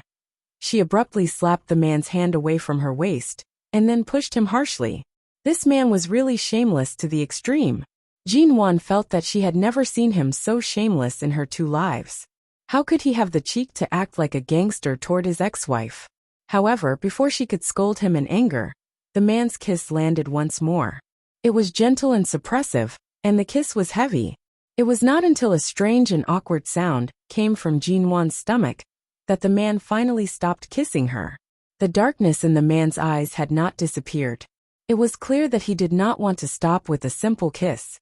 However, Jinwan's stomach was too hungry, and it had already begun to protest. Jinwan was angry and embarrassed. She rushed to get down from the cabinet when he let go of her, but her feet were still some distance from the ground. She was trying to figure out which direction to jump in when the man's arms circled around her waist. He carried her down and placed her on the ground. This time, he quickly let go. Just as Jinwan was about to fly into a rage, his brows moved slightly. "If you want to eat early, go back to the bedroom to watch your movie. If you stand here, you'll only affect my progress of making dinner. In the end, I'll eat you. It's not impossible. After all, I've been hungry for so long, eh?" Jinwan. She felt that the little bit of gratitude she had for him was about to be used up. Staying here for a few days was a huge loss for her. An hour later, the boring movie on Jinwan's iPad was finally over. Jinwan turned over in bed and opened her sleepy eyes, which were so bored that she almost fell asleep. If it weren't for the fragrance of food, she would have fallen asleep. When Mo Jingshan brought the dinner to the table one by one, Jinwan had already got up and sat down at the table. Not to mention washing the dishes. She didn't even want to help him carry the dishes or hold the utensils. Therefore, her so-called help in front of the kitchen was basically the same as wanting to cause trouble. When Mo Jingshan handed over the bowl and chopsticks, Jinwan picked up the chopsticks and began to eat without saying a word. The man lowered his eyes and narrowed his eyes as he watched her focus on each dish while eating. She was satisfied with every bite. He curled his lips and smiled in satisfaction. If it weren't for the old affection she had for the food he made, it would have been very difficult for him to keep her here to recuperate. However, Jinwan's injury was no longer a problem, and it wasn't appropriate for her to stay in the company. MN Group was the empire she had built with her strong will and passion in the past 3 years. Even though Mo Jingshan now regretted leaving her so far away and letting her wings grow so hard that even though he had never really let her go, he still tried to pull her back with the thread in his hand. But it wasn't easy to pull her back. Mo Jingshan didn't ask her when she would leave, nor did Jinwan. From the food she ate, he could tell that she had a good appetite. After dinner, Jinwan no longer hit her cell phone. She nestled on the sofa and texted Xia Tian. Xia Tian sent several photos of the baby sleeping with a pacifier in his mouth, which almost melted Jinwan's heart. She held the cell phone and couldn't help kissing it, but when she saw Mo Jingshan coming over, she turned off the cell phone screen and didn't show it to him. Mo Jingshan watched as she pouted and smiled at the phone, but when he approached, she immediately put it down. At the same time, her expression turned fierce. His brows rose slightly. The difference in treatment was too great. When he put Jin Wan on the table to kiss her, Mo Jingshan clearly felt that if he touched her like this again, he might not be able to control himself. At night, Jin Wan went back to the bedroom to sleep. This time, he didn't insist on sleeping in the bedroom, but slept on the sofa in the living room. The night was peaceful and harmonious. When Jin Wan woke up in the middle of the night, she seemed to vaguely hear the sound of a shower coming from the spare bathroom outside. Why was he taking a shower so late? Jin Wan thought she had heard wrong, turned over, and continued to sleep. The next morning, when Jin Wan got up, it was past 8 o'clock. Auntie Chen hadn't come yet, so Mo Jingshan went to the company. She was alone in the apartment of Aolan International.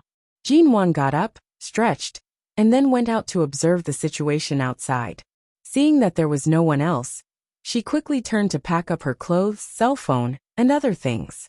After packing everything up, she carried the bag she bought at the department store yesterday and rushed to the door, planning to leave. However, when she was changing her shoes in front of the door, she felt something on the door. She looked up and saw a white note stuck on it. It was a note written by Mo Jingshan, written with a strong pen. There is toast in the kitchen oven. Leave after breakfast. Jin Wan stared at the note for a long time, and her face darkened. She abruptly tore the note down. She could have texted or called him, but he had to stick it here. Was he deliberately making things difficult for her?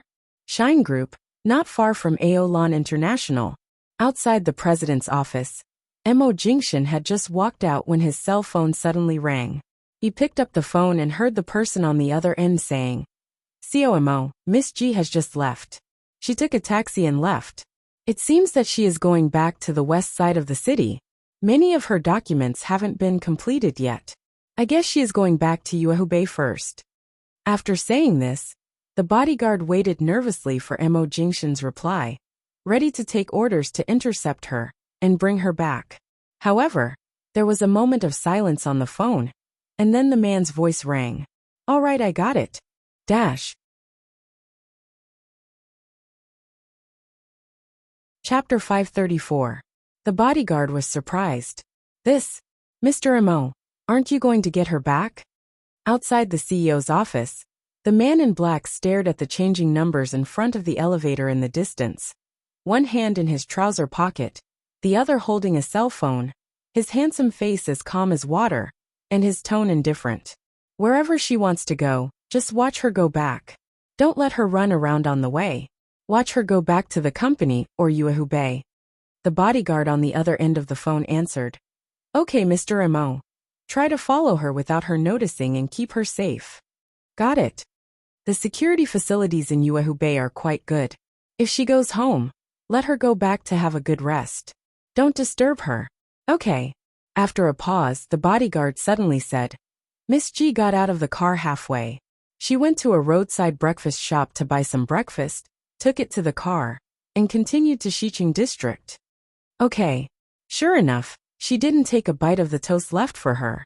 Jin Wan sat in the taxi, nibbling on a vegetarian bun and looking at her cell phone. When she arrived at Yuehubei, she paid the fare, quickly got out of the taxi and walked in. Although she didn't have any ID cards with her, fortunately, she could enter all the entrances with her fingerprint and password. So she went home as quickly as possible. She hadn't been back for several days. Her home in Yuehubei was quiet and empty. After all, she had just moved in, and all the furniture was new.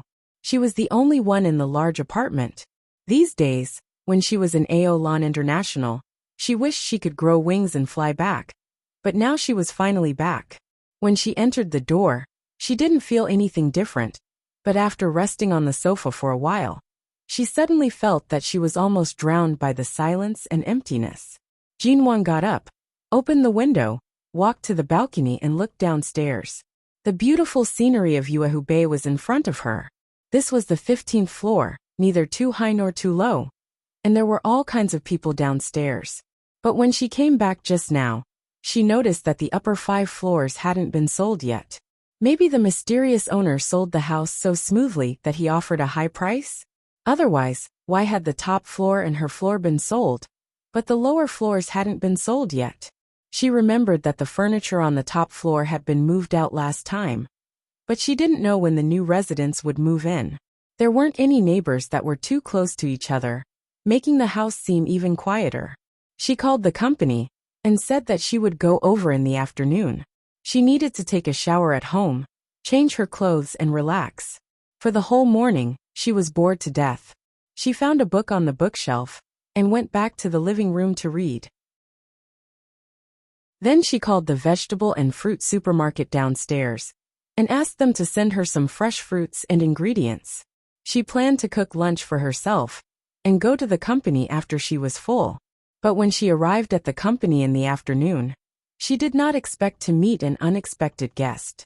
Seeing Jinwan coming, Xiaoba came up to her and whispered, "Boss, she has been sitting there waiting for a long time. We tried to persuade her, but she didn't listen. She refused to leave." Jinwan glanced at Ji Menggran, who was seated in the lounge on the first floor. Jinwan waved at Xiaoba, indicating that she should go do what she was busy with. A moment later, she turned to look at the people in the lounge on the first floor and walked over. The sun was shining brightly outside, and the lounge was illuminated by the sunlight. The temperature was moderate because of the air conditioner, and with the sunlight shining in, it was warm. Even the air was extremely comfortable. This was how Ji Menggran felt sitting here. Being in Jinwan's territory, Ji Menggran was not too arrogant this time.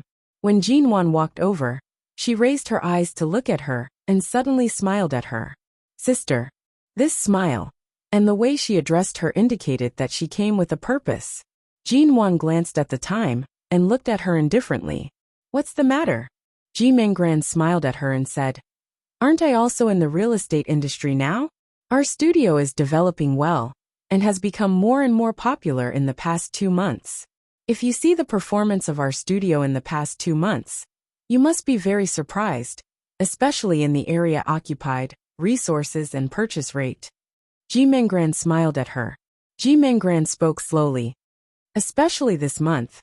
As far as I know, among all the companies related to real estate in High City, only our studio exceeded the quota at the beginning of the month and has been far ahead of others."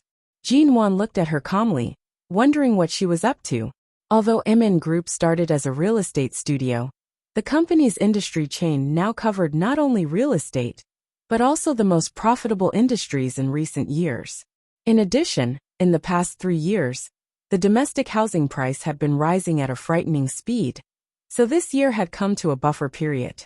Therefore, MN Group's primary goal this year was not real estate, but other ways of making profits.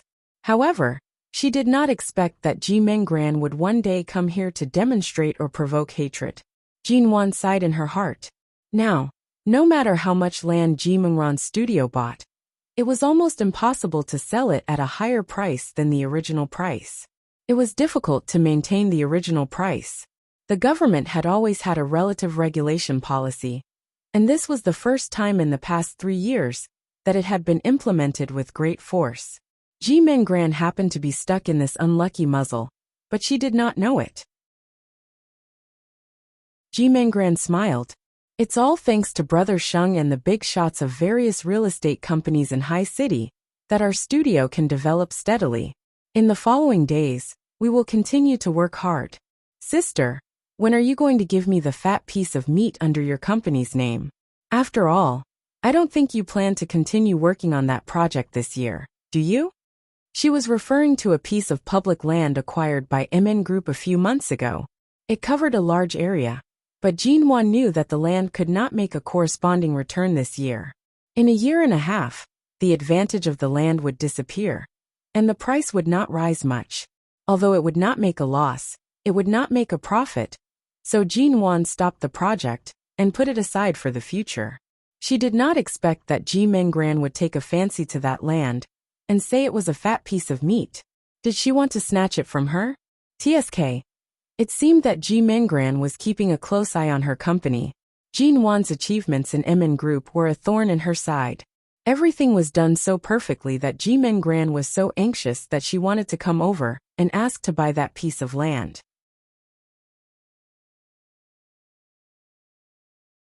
Chapter 535.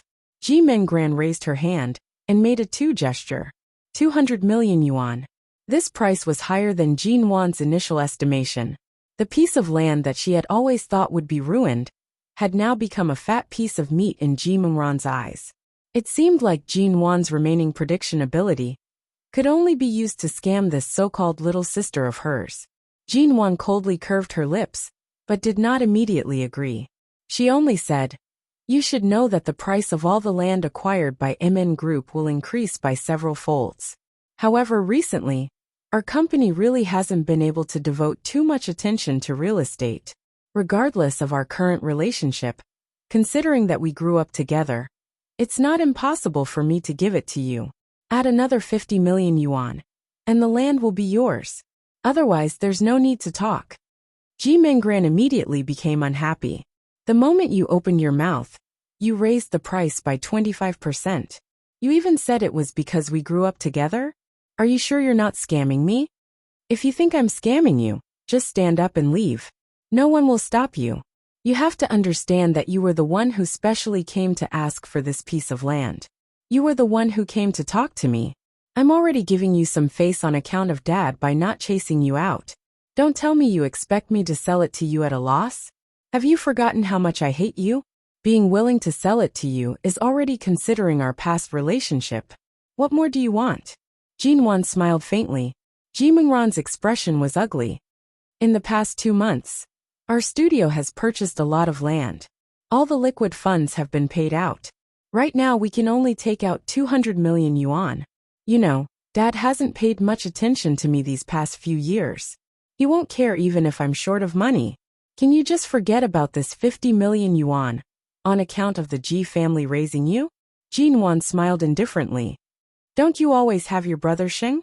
Although Sheng Yihan was willing to give her money, he had been appearing and disappearing mysteriously recently.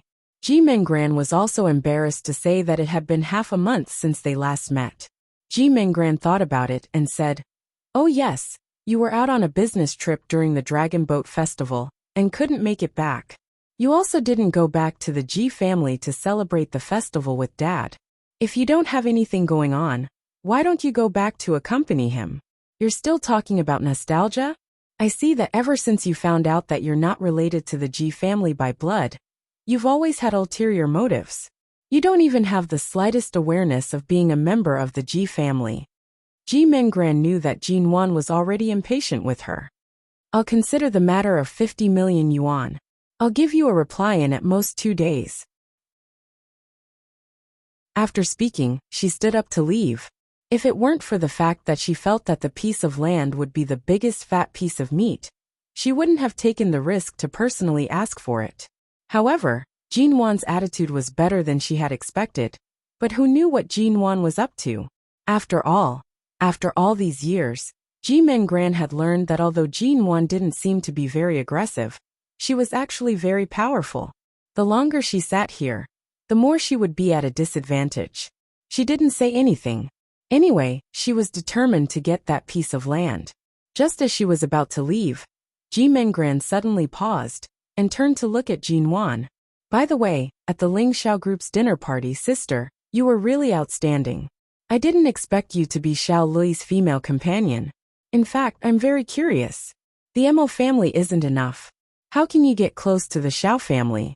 There are thousands of beautiful women in this world. What makes you so seductive?" Jin Wan thought of what Mr. Xiao and Mr. Xiao said at Mr. Zhao's dinner party, as well as something she had suspected at that time. Of course, she never went to verify it, nor did she have the time to contact the Xiao family. She only glanced at Ji Mengran and smiled coldly. "I'm not just outstanding in other places. In the Ji family, aren't you also the one who lost favor?" Ji Mengran's expression instantly turned ugly. "No matter what, Ji Hongwen is my biological father. We are related by blood. Who do you think you are? Until now, you don't even know where your biological father is, let alone whose blood flows in your body. Really? But in your biological father's eyes, which daughter does he want the most?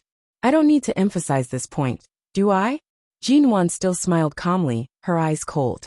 To be honest, there was no need to deliberately provoke her. After all, to a person like Ji Mingran, any effort was not worth it. Ji Mingran's expression stiffened. Today, they were here to discuss that piece of land. She could not throw away this piece of fat meat that Jinwan had promised to sell to her because of a momentary quarrel. Ji Mingran suppressed the unhappiness in her heart and smiled carelessly. Then I'll have to trouble big sister to take into account that you stole my father's love from me when I was young and give me that 50 million yuan. Jinwan coldly evaluated. Even family affection can be used as a bargaining chip. You really only care about profit. Ji Mingran sneered. Family affection. Dad clearly intends to hand over the inheritance of the Ji family's business to you. An outsider who shouldn't even have the surname Ji. If I don't take advantage of my youth to pave the way for my future and build a foundation for myself, don't tell me that in the future I'll have to beg you to use the Ji family's assets to reward me with a mouthful of food? Even if I beg you, will you give it to me? Jinwan raised her eyebrows and smiled. I really won't. Ji Mingran's face darkened. She turned and walked away. Before walking out of the front door of the MN Group, she looked around again. The completely high-end independent office building and the corporate image all impacted her self-esteem. At the thought that Jinwan had done everything better than her, she was even angrier, as if someone was chasing her. She quickly disappeared in front of the office building of the MN Group. When Jinwan returned to the office, Xiaoba knew that Jinwan didn't get along well with that Ji Mingran, so she didn't mention that annoying person again. She just took the backlog of documents that Jinwan hadn't come to the company these days and needed to be reviewed by her personally. Xiaoba leaned against the desk and watched Jinwan flip through the documents and observe her expression. Why do you keep looking at me? Jinwan glanced at her indifferently. Xiaoba chuckled. I'm looking at you, boss, who has been nourished by love for several days. How is it? Are you and Siomo really? Jinwan spread the documents in front of her deadpan, looking as if she was going to quickly solve these documents and bury herself in work. She didn't intend to chat about this kind of gossip at all. If you feel that working in High City is too easy, and that it's useless to think about these things all day long, I don't mind sending you out. In the future, go on business trips everywhere for me. Don't always stand in front of me and burn your soul of gossip. Xiaoba. She instantly shut up. Chapter 536. At night, Jinwan returned to Yuehubei and slept on the big bed alone. She closed her eyes in the dark, but couldn't fall asleep. It took her 3 years to adapt to living alone. However, Mo Jingxian used 3 days to break this habit. She had only slept on the floor next to him for 2 nights. But strangely, Jinwan felt as if something was missing. As her thoughts ran wild, Jinwan eventually drifted off to sleep. The next morning, when he woke up, he felt uncomfortable all over his body.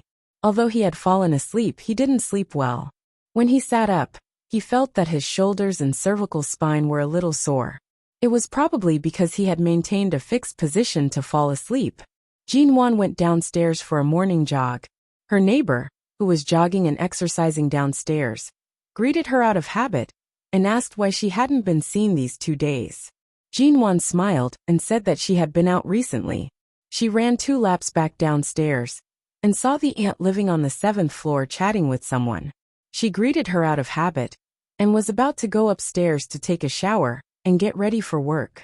But when the aunt saw her, she suddenly turned around and asked warmly, Miss G, are you out for a morning jog again?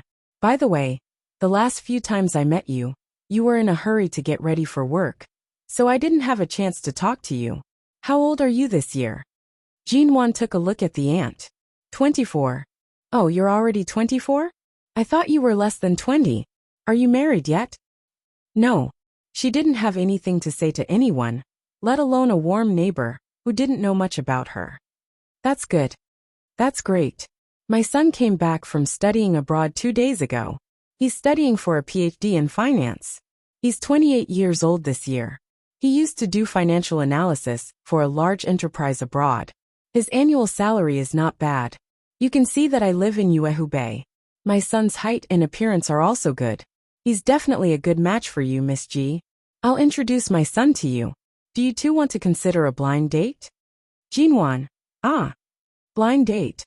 After you moved here, I've been observing you for a long time. You usually go to work, stay at home, or run downstairs in the morning. You are very polite and greet us when you see us. I can see that you are a girl with healthy habits and good quality. My son is coming back, and I haven't found a suitable girlfriend. I wanted to tell you a few days ago, but you haven't been around these days. Today you finally come. Jinwan pursed her lips and forced a smile. Auntie, this is too sudden. Besides, a blind date is not suitable for me. If your son is so outstanding, there must be many outstanding girls who are worthy of him. I'd better forget it. Besides, I'm quite busy. My son is also busy. But you young people still have to get married no matter how busy you are. The auntie took her hand and gently patted the back of it to stop her from leaving, and then said, Anyway, aren't you single? We all live here, and we'll see each other all the time in the future. We can gradually cultivate feelings. The first step is to get to know each other. I don't mean anything else. I just want you to get to know each other. Then when your son comes back, let's get to know each other when we meet downstairs. I have to go to work later. I'll go back to take a shower, Jinwan said, and was about to leave. Don't go. Let's exchange phone numbers. My son will return to High City tomorrow. I'll make an appointment with you then. Let's go out for dinner, okay?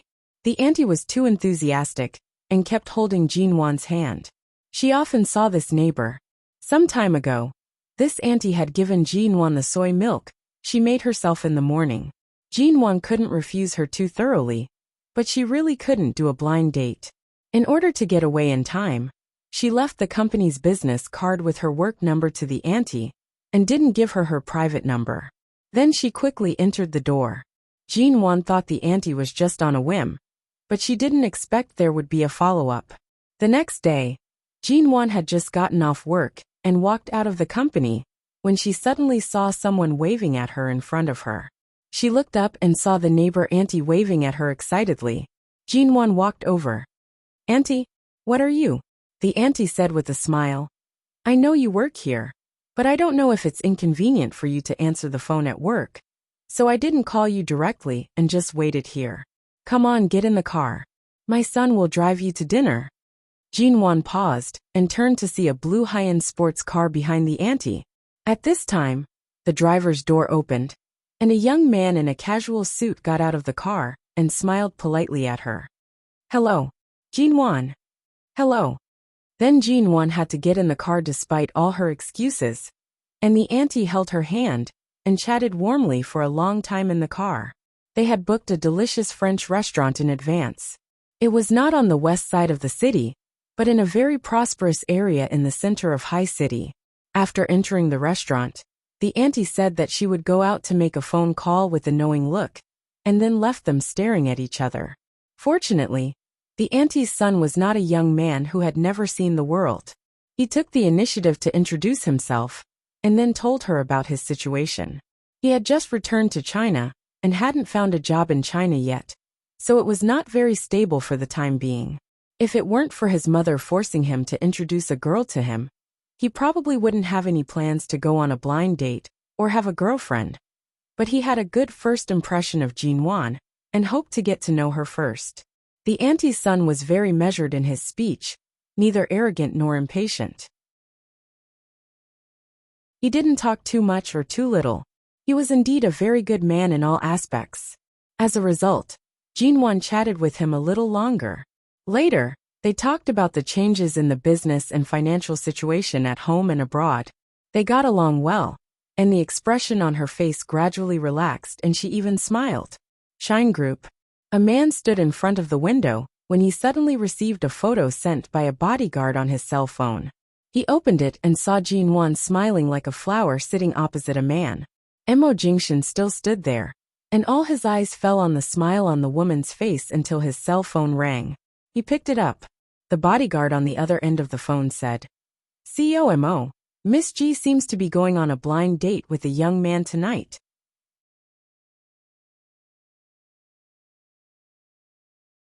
Chapter 537. Before leaving work, Shenmu was preparing to deliver 2 documents to the CEO's office. He knocked on the door and entered, only to see the man standing before him. His posture was ramrod straight, and his aura was extraordinary as usual. Due to his afternoon work, his shirt was buttoned up to the top, and his attire was neat and tidy. In the past 3 years, Mo Jingshan had been working in the company. Shenmu walked in and placed the documents down. However, for some reason, he felt that the temperature of the air conditioner in the office was too low. He turned to look at the numbers on the air conditioner.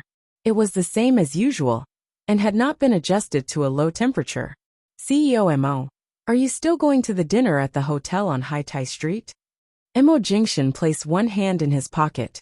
His expression was calm, and his tone was mild. Yes. It was just one word, but why did it make one feel as though they were in an ice house? It was chilly. Shenmu did not dare to ask further. He left to arrange the time for the dinner with the secretary.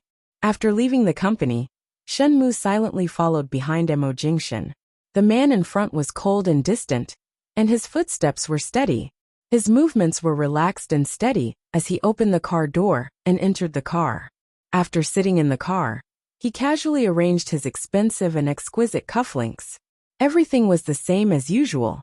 However, the atmosphere was strangely cold and solemn, causing Shenmu to not dare to say anything unnecessary. Mo Jingshan sat in the back, his long legs naturally spread apart. He turned his head to look out the window, his gaze cold and indifferent. It carried a hint of unfathomable profoundness. As the car passed by a busy commercial street, it stopped for half a minute near a French restaurant when it encountered a red light. Mo Jingshan's gaze swept toward the transparent glass windows of the French restaurant. In an instant, the car was terrifyingly quiet. The air in the car seemed to have frozen. Shenmu carefully glanced back through the rearview mirror. Noticing the direction Mo Jingshan was looking in, he also turned to look toward the French restaurant. Jin Wan had been sitting in the restaurant chatting with the auntie's son for more than an hour.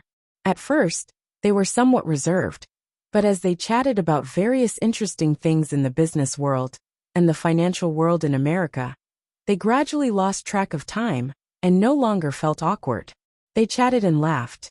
The auntie's son's impression of her gradually increased, and Jin Wan was also full of smiles. Even though it was the first time they met, she did not feel too awkward. However, after chatting for so long, when the waiter brought a plate of fruit salad, Jin Wan glanced at the time and jokingly said, "It's really inappropriate for the auntie to leave with the excuse of answering the phone. She's actually been answering the phone for almost 2 hours." The auntie's son also glanced at the time and smiled. "For the past few years, my mother has been trying to find a girlfriend for me, but I've been abroad studying and working. I really can't find the time. 2 years ago, I did have a girlfriend, but because of our different personalities and different horizons, our relationship fell into an impasse. After we broke up, I didn't even think about it. My mother is half a world away from me, and no matter how long her hands are, she can't reach out to me. In the end, I didn't expect her to make arrangements for me as soon as I returned to China." Speaking up to hear, the auntie's son smiled. "But Miss G, you're really outstanding. To be honest, I have a good impression of you. If you also have a good impression of me, the two of us can slowly get to know each other after this meeting. Whether or not there will be any sparks will depend on fate. I won't force it. I can also see that you don't seem to be very interested in this kind of matchmaking." Hearing his words, Jin Wan responded more naturally and generously. "That's right. Everything depends on fate. There's nothing wrong with being friends. Feelings can't be forced." The auntie's son looked at her for a while and said, "Miss G, do you have someone in your heart?" Jin Wan had just picked up a glass of water and didn't move because of his words. She quietly drank the water slowly and then put the glass down. Seeing that she didn't say anything, the auntie's son didn't ask anymore. He saw that Jin Wan was full, and the two of them had indeed been chatting here for a long time. During this period, Jin Wan didn't just chat like other girls and was too shy to eat. However, from the moment she sat down, she occasionally drank some water, cut the steak, or ate some fruit. Everything she did was natural, and her every movement was between an elegant mature woman and a fashionable young girl. He said with a smile, "My mother should have returned to Yuehubei. She said that you also live there now, so it's not too far-fetched for me to send you back, right?" I really didn't say no. Just now, my friend sent me a message asking me to go to her place tonight. In a moment, she will send someone to pick me up. I won't go back to Yuehubei tonight. I really don't need you to send me back. Jinwan raised the cell phone she had just received, shook it gently at him, and smiled again. The auntie's son nodded. "Okay, then when the person sent by your friend arrives, I'll send you to the car. I'll leave after you leave." Outside the restaurant, Shenmu looked at the scene of the man and woman sitting at the table by the window, talking and laughing, and couldn't help swallowing slowly. Mr. Vince had just left, and now a bodyguard had come. The bodyguard had left. Was this a blind date again? Miss G really had a lot of peach blossoms now. But it wasn't that Jinwan didn't have peach blossoms in the past, but she always kept a distance from those men. And at that time, when most of them heard that Jinwan was Mo Jingshan's wife, they would consciously give way and didn't dare to approach her.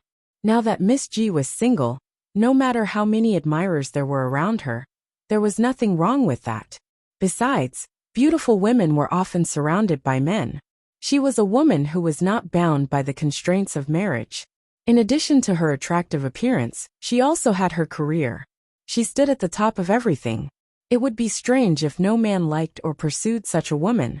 Shenmu withdrew his gaze, looked at the person in the rearview mirror, and braced himself to ask, "CEO Mo, shall we continue to the hotel on Haitai Street? Or let's stop here first?" Mo Jingshan was still silent. After a few seconds, his thin lips opened coldly. "Wait." A suffocating atmosphere spread in the car for a moment. Shenmu didn't speak and decisively parked the car in the nearest parking space on the side of the road. In the restaurant, Jinwan was still talking to the man. Before long, the two of them got up at the same time and walked out of the restaurant. A car was parked on the side of the road, and Jinwan got into the car alone. As for the man who had been in the restaurant with her just now, he politely said goodbye to her. Recognizing that the car belonged to Xiatian, the coldness in Mo Jingshan's eyes softened slightly. However, he continued to stare out of the car window. His right hand was placed on the center of the cabinet, his index finger unhurriedly tapping twice. His expression was solemn.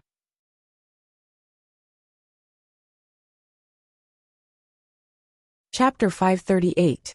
Jinwan first took the car to Xiatian's place and played with Xiatian's little baby.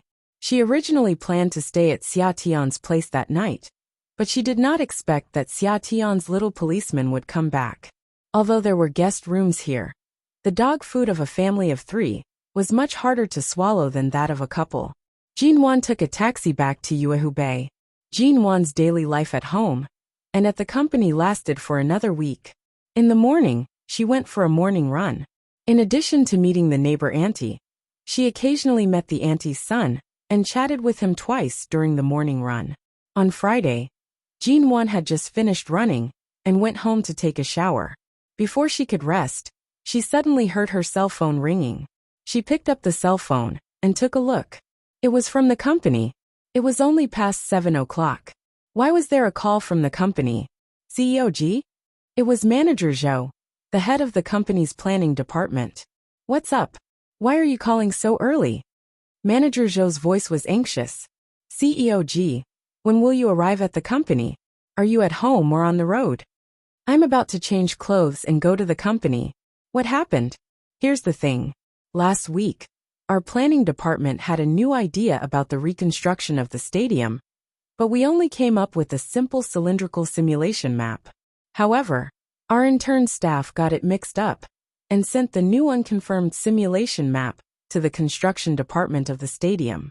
Today, we saw that the construction department has built the stadium according to our new simulation map, but the actual location can't be connected with the original map of the stadium, which means that this map has caused a huge engineering mistake." Jinwan's hand, which was about to open the wardrobe to get clothes, paused, and her face became serious. "How could you find such a big problem only after a week?" We didn't expect that the intern staff would mix up the map and send it to the construction department. At that time, Shine Group gave all the planning to our MN Group. So now the construction department is building according to our map.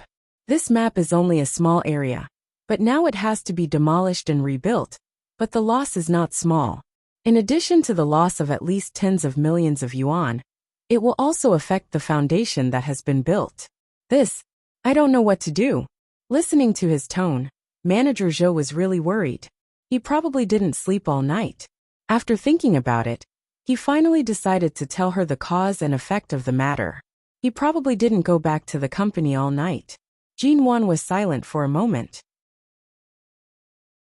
Although the Shine Group was involved in the stadium project, they basically only provided financial and human support, and all other technical and planning tasks were handed over to the MN Group, which was equivalent to the Shine Group handing over this important task to the MN Group. Now that this mess had occurred, the money loss was not important. However, if the foundation that had been laid was affected and the construction had to be restarted, even if the stadium was built in the end, the government would know what had happened in between. MN Group was equivalent to losing face in front of the government.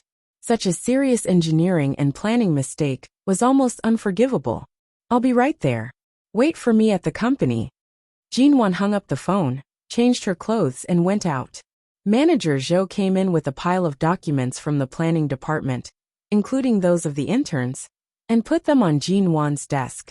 There was still half an hour to go to work, but the two had been busy in the office for a long time. Jinwan was still reading the documents, and Manager Zhou helped her and said, "COG, do you think the interns did it on purpose?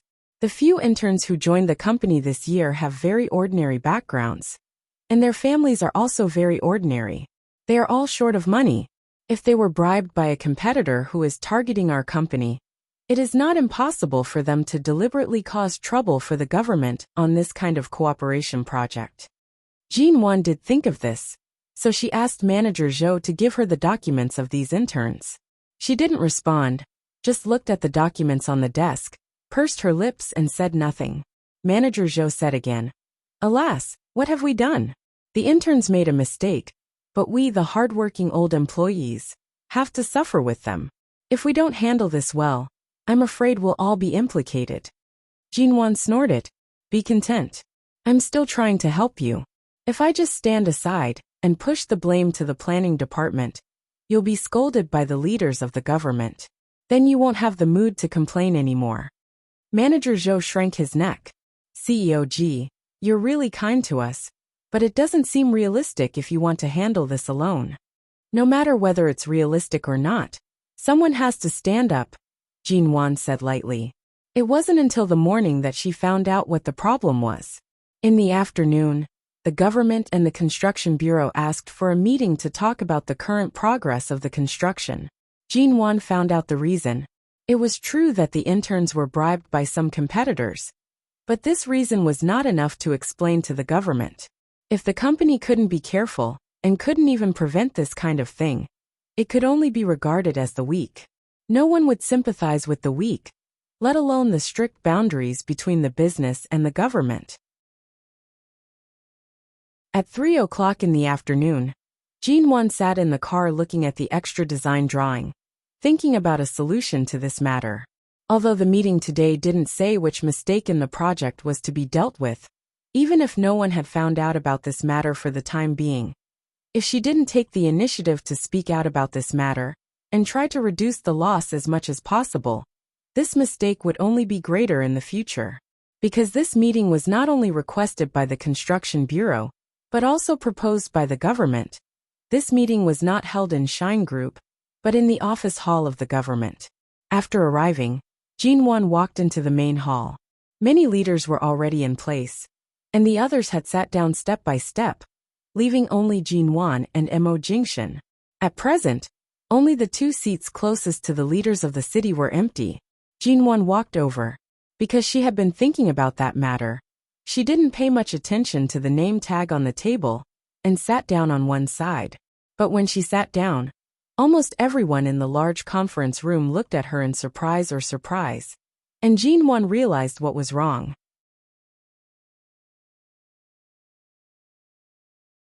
Chapter 539. Jinwan glanced at the conference table. Of course, she was sitting in the wrong seat. The nameplate in front was written in gold lettering, Shine Group. On the other hand, the name MN Group was written on the other hand of the city leader. Jinwan rarely made such a low-level mistake, but because she was a little worried today, she made such a mistake. Although it was not a big problem, it was really shameful. Jinwan was embarrassed and was about to get up when a low voice suddenly rang beside her. Sit there. Jinwan turned her head and saw that it was Mr. Mo, the CEO of Shine Group, who had come to the conference room. She hadn't contacted him since she slipped away from Aolan International, and it was the first time they met after so many days. Jinwan took a look at him and was about to get up again. But as soon as she left the seat, an irresistible force suddenly came from her shoulder and pulled her back. The man said calmly, "It's the same wherever you sit. COG rarely takes time to have a meeting. There's no need to make trouble. Just sit down." Jinwan looked away and said nothing. Mo Jingshan also smiled, moved his hand away from her shoulder, and sat down on the seat on the other side with the name MN Group. Everyone in the room was astonished. What was with CEO Mo's indulgent look and COG's cold and arrogant face? However, they had more or less heard that there was something fishy going on between the two of them. Some of the old people in High City's business and political circles knew about the marriage between the G family and the Mo family, but no one dared to say anything. They all kept their mouths shut and watched quietly from the side. Moreover, CEO Mo didn't care whether they sat on the left or right side of the main seat, so of course, they couldn't say anything. Seeing that everyone was already seated, no one said anything. The meeting only talked about the renovation of the stadium. In the second half of the meeting, someone raised doubts about the engineering drawings under construction and asked why there was such an irrelevant building in the middle. Was this the design of the MN Group? Suddenly realizing this question, the conference room fell into silence. Jinwan was about to get up to explain, but the city leader said that he had to discuss other related projects with CEO Mo of Shine Group, and the meeting would be suspended in an hour. Then Mo Jingshan left with the city leaders. But before the meeting continued, Jinwan was suddenly called out. A young man with blonde hair and blue eyes who spoke fluent Chinese was waiting for her outside. Jinwan had never seen this person before and found it strange. However, the other party handed her a business card. After seeing this person's name card, she looked at the young man with blonde hair and blue eyes in surprise. Is he Dane, a famous British architect? 3 years ago, he had signed a design contract worth tens of millions with the Shine Group, which made him famous in the world of architecture. He was a top-notch architect that could only be encountered but not sought. Jinwan didn't know what was going on. At this time, the city leaders asked to see her alone to talk to her about the temporary addition to the stadium. Jinwan's sense of admiration for the famous designer was instantly frozen. What would come would come. After all, this responsibility still belonged to MN Group, and she couldn't avoid it. After saying goodbye to Dane politely, Jinwan went straight to the lounge where the city leaders were currently. After entering the lounge, she saw several city leaders, and the person in charge of the construction bureau were there. She guessed that they didn't criticize her directly in the conference room to save MN Group's face, but now they wanted her to give an explanation. When she came in, Jinwan was still in a trance. She didn't expect that after 3 years of careful ups and downs, and indifferent to any setbacks, she would suffer such a big loss soon after returning to China. The enemy was in the dark, but she was in the light. MN Group had just moved its headquarters back to China, and there were still people who disliked it and wanted to drag MN Group down with them. Just as she took out the plan and design drawings that the intern staff had mistakenly sent to her, and was about to give an explanation, the door of the lounge was knocked again, and someone came in. Sorry to disturb you. I'm Dane, the architect of MN Group. The mistake I made may affect the reputation of COG and MN Group, so I came here to have a look. Dane came in, stood directly next to Jinwan, and took the 2 plans and design drawings from her hand. Jinwan was surprised. Dane had never cooperated with her company. It was said that the only Chinese company that had cooperated with Dane was Shine Group. He had never met this designer before. Why did he suddenly appear here to help her solve this problem? Jinwan turned her head and was about to speak when she suddenly saw the cold and tall man coming in from the door of the lounge. Mo Jingshan entered but did not plan to sit down. He ignored the person who was politely leading the way and inviting him to sit. He placed one hand in his trouser pocket and leaned against the door behind him. His handsome face was hidden in the dark corner of the lounge, appearing quiet and unfathomable. The city leaders and the person in charge of the construction bureau present were also stunned. Of course, they had heard of this architect named Dane. He was once the royal designer who had renovated the residence of the British royal family and was very famous internationally. It was said that Dane had signed on to Shine Group 3 years ago. But why did Dane say that the design drawings that MN Group had produced temporarily belonged to him? How could such a low-level design be Dane's work? Dane probably saw Jinwan's confusion and frown because of the problem she had just faced, so he winked at her, asking her to cooperate. Jinwan received Dane's gaze, thought for a while, and turned to look at Mo Jingshan. He was looking at her, as if he had been looking at her since he stood there.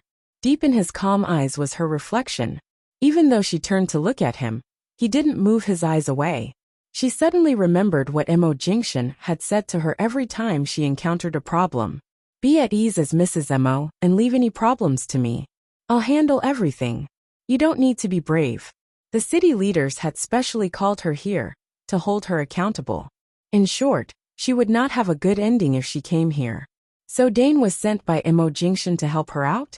Mo Jingshan was still standing there, still looking at her indifferently. All his eyes fell on her. His slender and well-defined fingers casually played with a cup of tea that had just been delivered to him by the person next to him. He gently closed the lid of the white porcelain cup, and his eyes were so calm that it made people feel inexplicably at ease.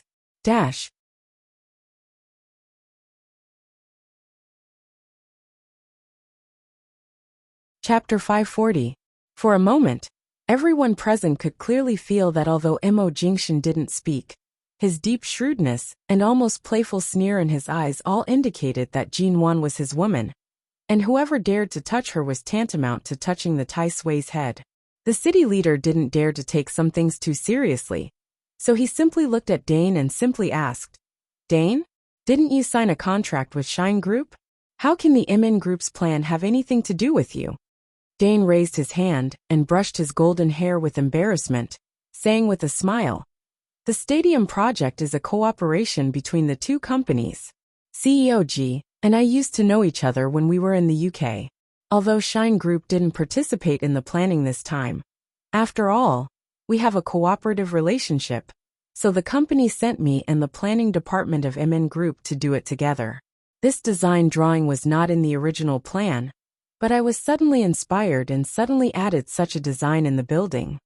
Jinwan stood beside Dane and didn't speak. After all, she didn't expect such a change before. She didn't know what Dane would do next, so she just cooperated with him. Is this inspiration? The city leader looked at the very strange design drawing and felt that it couldn't have been made by Dane. Can you please give me the drawing first? Dane turned to look at Jinwan. Jinwan silently gave him the drawing. Dane took it and looked at it.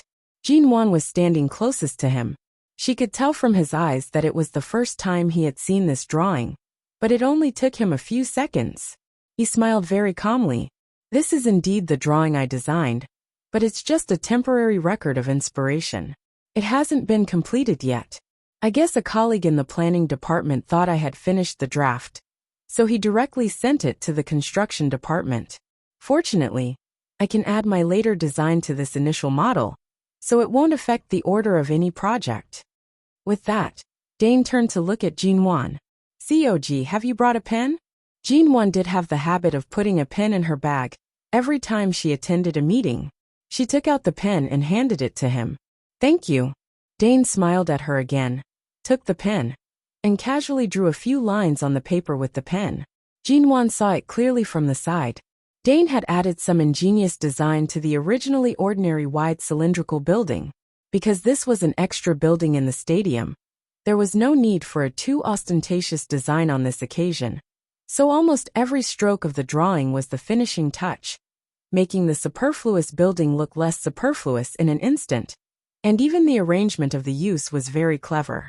Jinwan just looked at it, and even without listening to Dane's explanation, she had slightly admired it in her heart. No wonder he was the internationally famous Dane. And no wonder he was the designer that Shine Group wanted to sign. There were so many talented people in the world, but there were not many people who could be favored by Mo Jingxin. Now Jinwan could see how amazing this Dane was. It took Dane less than 5 minutes to finish the drawing, which was neither long nor short. If it weren't for Mo Jingxin's presence, the city leaders probably wouldn't have had the patience to wait. But because of Mo Jingxin's presence, they waited quietly for a while, and no one spoke. Dane turned the drawing over, faced the city leaders, and showed them the new drawing. This is my final design. This cylindrical object is just the base of an international sports picture sculpture. And the sculpture on it will be carved by an international master sculptor, who is familiar with me. There will be small water spouts on both sides of the sculpture, and a circular indoor pool of the stadium will be added below, which happens to be the entrance of the stadium. There is a saying in Chinese that when you meet water, you will be clear. When you meet fire, you will be bright. When you meet water, you will be bright. In short, any design related to water in this location is very good in terms of geomancy. That's why I was suddenly inspired. But the people in the planning department acted too fast. Fortunately, this drawing can be used as the base, and it won't affect other design plans. Although this design is very reasonable, it is, after all, a sudden design plan. They haven't reported it to the construction bureau or us, nor discussed it with any department. They just sent the drawing directly to the construction department without authorization, which led to a large number of projects being transferred to such a new small building, which delayed the progress of the project. How do you explain this? After looking at the new design, the city leaders turned to Jinwan. CEO GMN Group has never been so reckless. What happened this time? Jinwan stood in the lounge and gently clasped the bag in her hand with her fingers. She stood calmly and without any sense of nervousness. She still had a smile on her face, but the smile did not reach her eyes. It's indeed our company's fault. I'm to blame for recruiting too many interns to the planning department this year, which led to some important work and delivery procedures falling into the hands of the interns. Fortunately, this drawing was drawn by Dane, and fortunately, Dane has a very perfect design talent. This kind of design, which can turn stone into gold, helps me make up for this mistake, but the original mistake should be borne by MN Group. The engineering cost of the small building and the loss of working time will all be paid by MN Group to compensate for the delay of a few days. What do you think? In fact, Dane's design plan had been approved by the city leaders, but these people also wanted to save face. Besides, it was MN Group who made the first move, which showed that they didn't take the government seriously. If Jinwan didn't take the initiative to admit her mistake now and take all the blame on herself, the impact on MN Group would only be greater. After all, with Dane's help, all Jinwan needed to do now was to maintain peace with the government. It was just a loss of tens of millions of yuan. But for this matter, it was already the lowest loss, and she could show her sincerity and satisfy the government leaders. Of course, the premise was that MN Group really didn't have any ulterior motives. It was just a hidden competitor who made things difficult for them.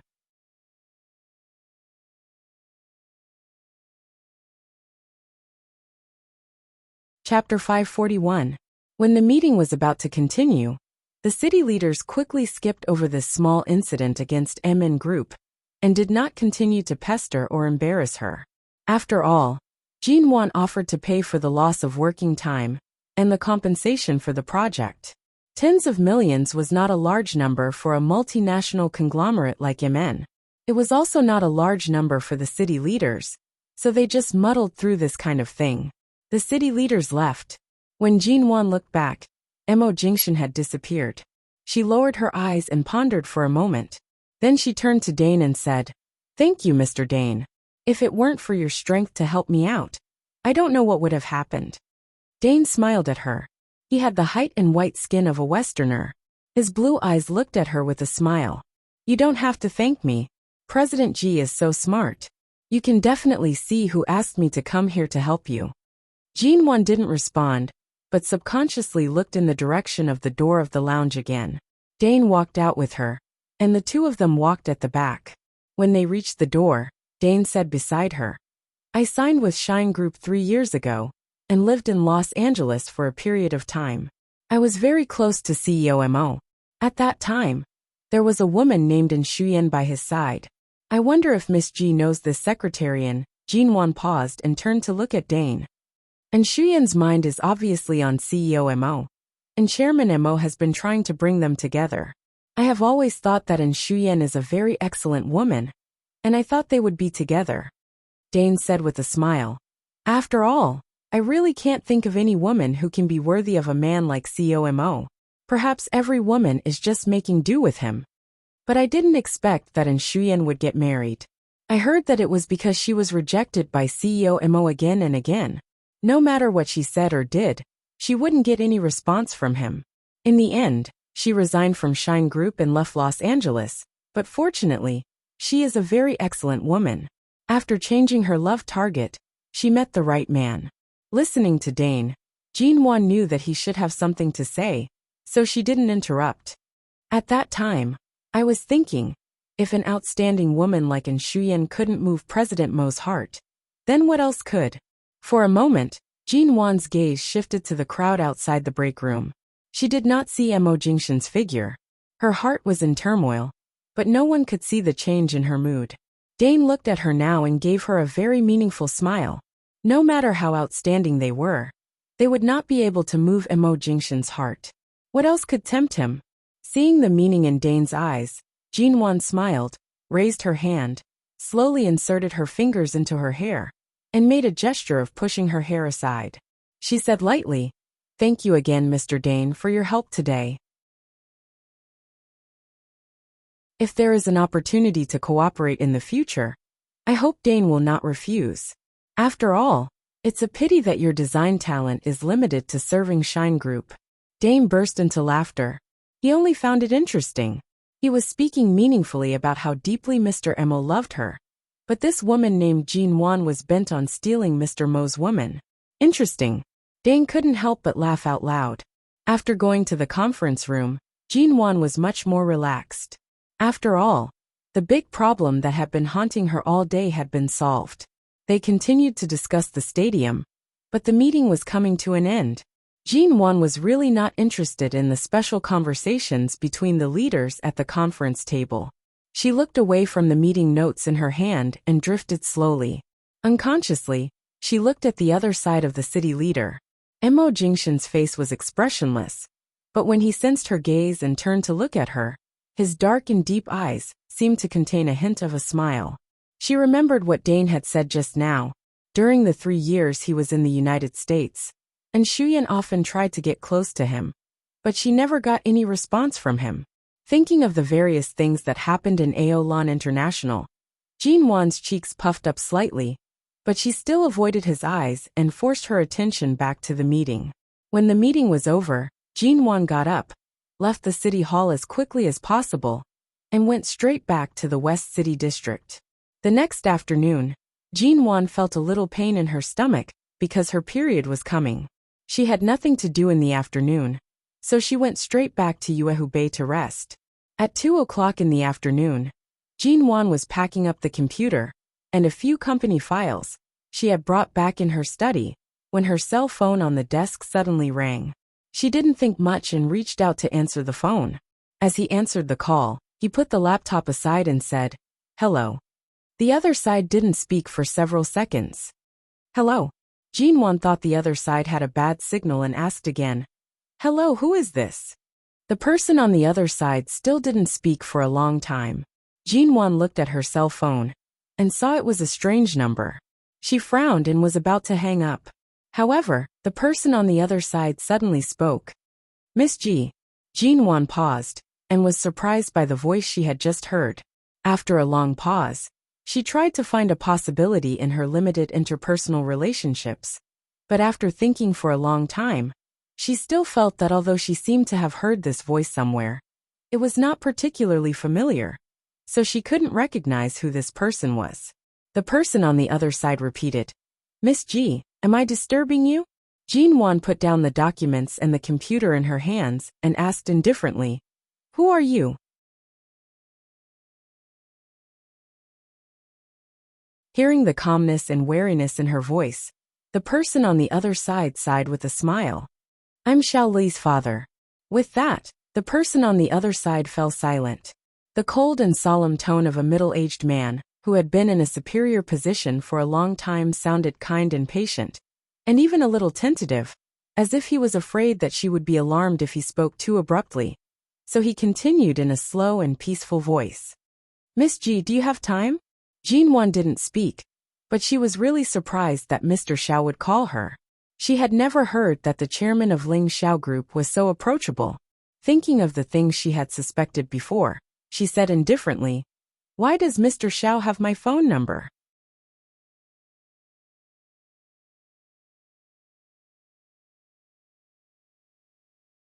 Chapter 542. At 5 o'clock in the afternoon, on Shiha Road in the western part of the city, a white Porsche was parked outside a classical-style restaurant.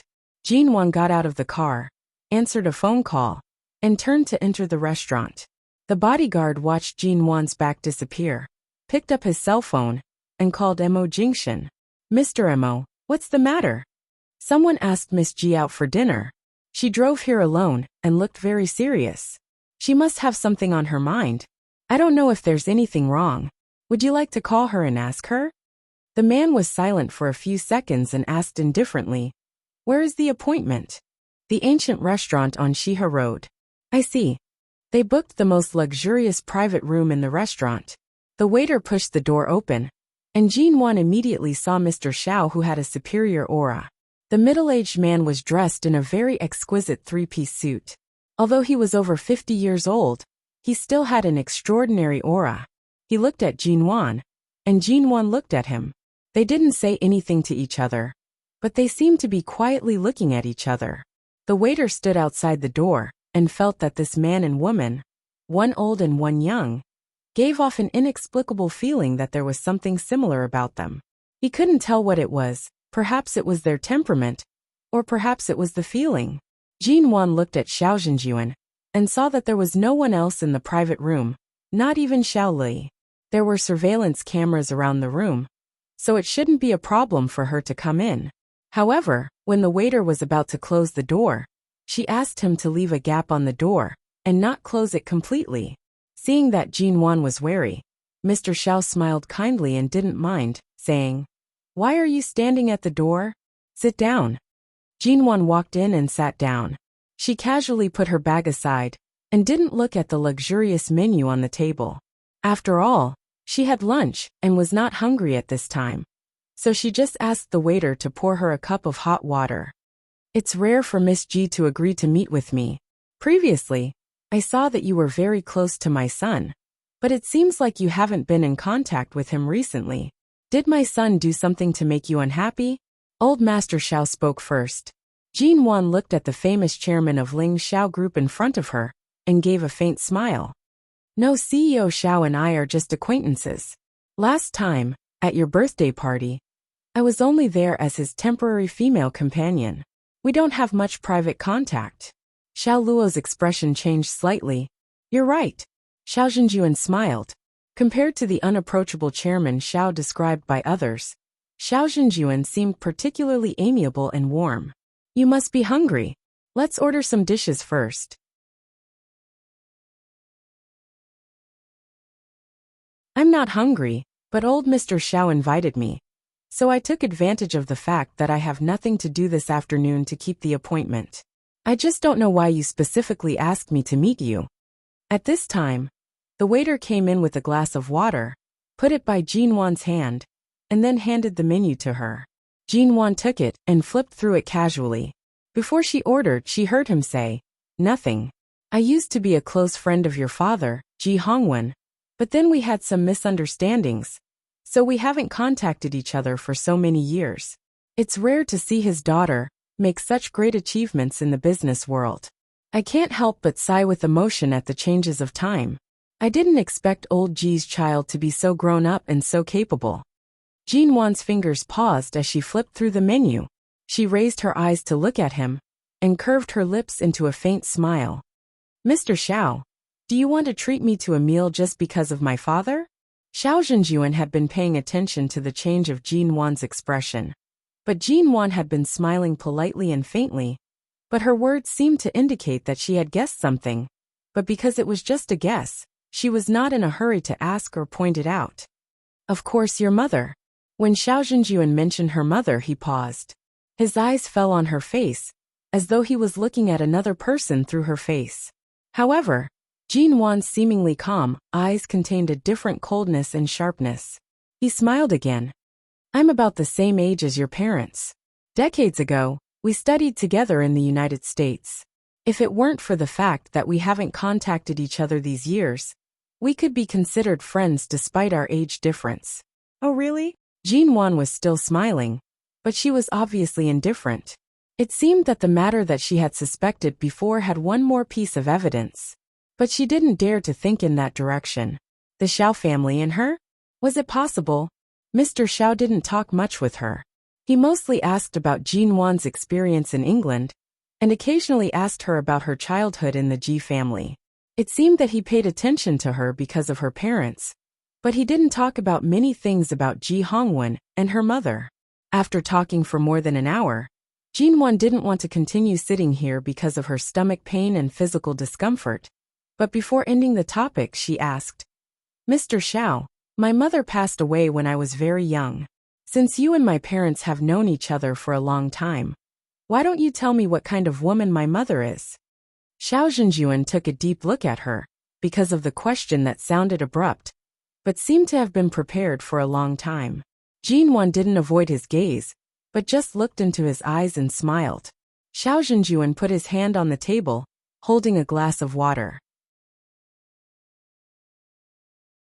He pinched the glass for a long time and said in a low voice, "Your mother is a very, very good woman." "Very good. Since she was so good, shouldn't she have a happy and perfect marriage and family, and live happily for the rest of her life? But why did she die so early? Although I was young at that time, and didn't investigate much about her for so many years, I also knew that she was depressed because of serious depression. When she died in the hospital, she was already thin. A good woman ended her life in such a miserable way. What was good about her?" Xiao Zhenjuan didn't speak, but just looked at her. Although he wanted to say something, he didn't. Because he had been in the top position of the company for many years, he knew what he should say and what he shouldn't say. Obviously, he didn't intend to reveal some things. Then why did he ask her to meet him? Jean Wan smiled, but the smile didn't reach her eyes. She said coldly, "I'm not feeling well. I'll go back first. Goodbye." With that, she turned around without hesitation. She opened the door and walked out in high heels. She bumped into a wall of people, and a familiar cool breath rushed into her nose.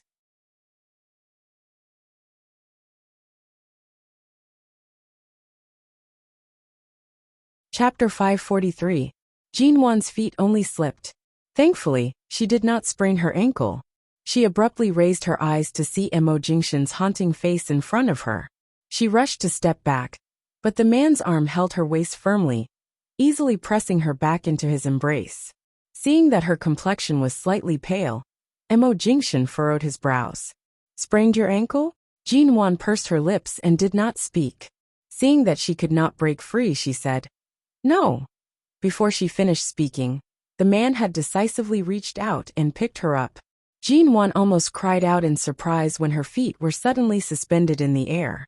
She turned to look in shock at the man who had suddenly picked her up.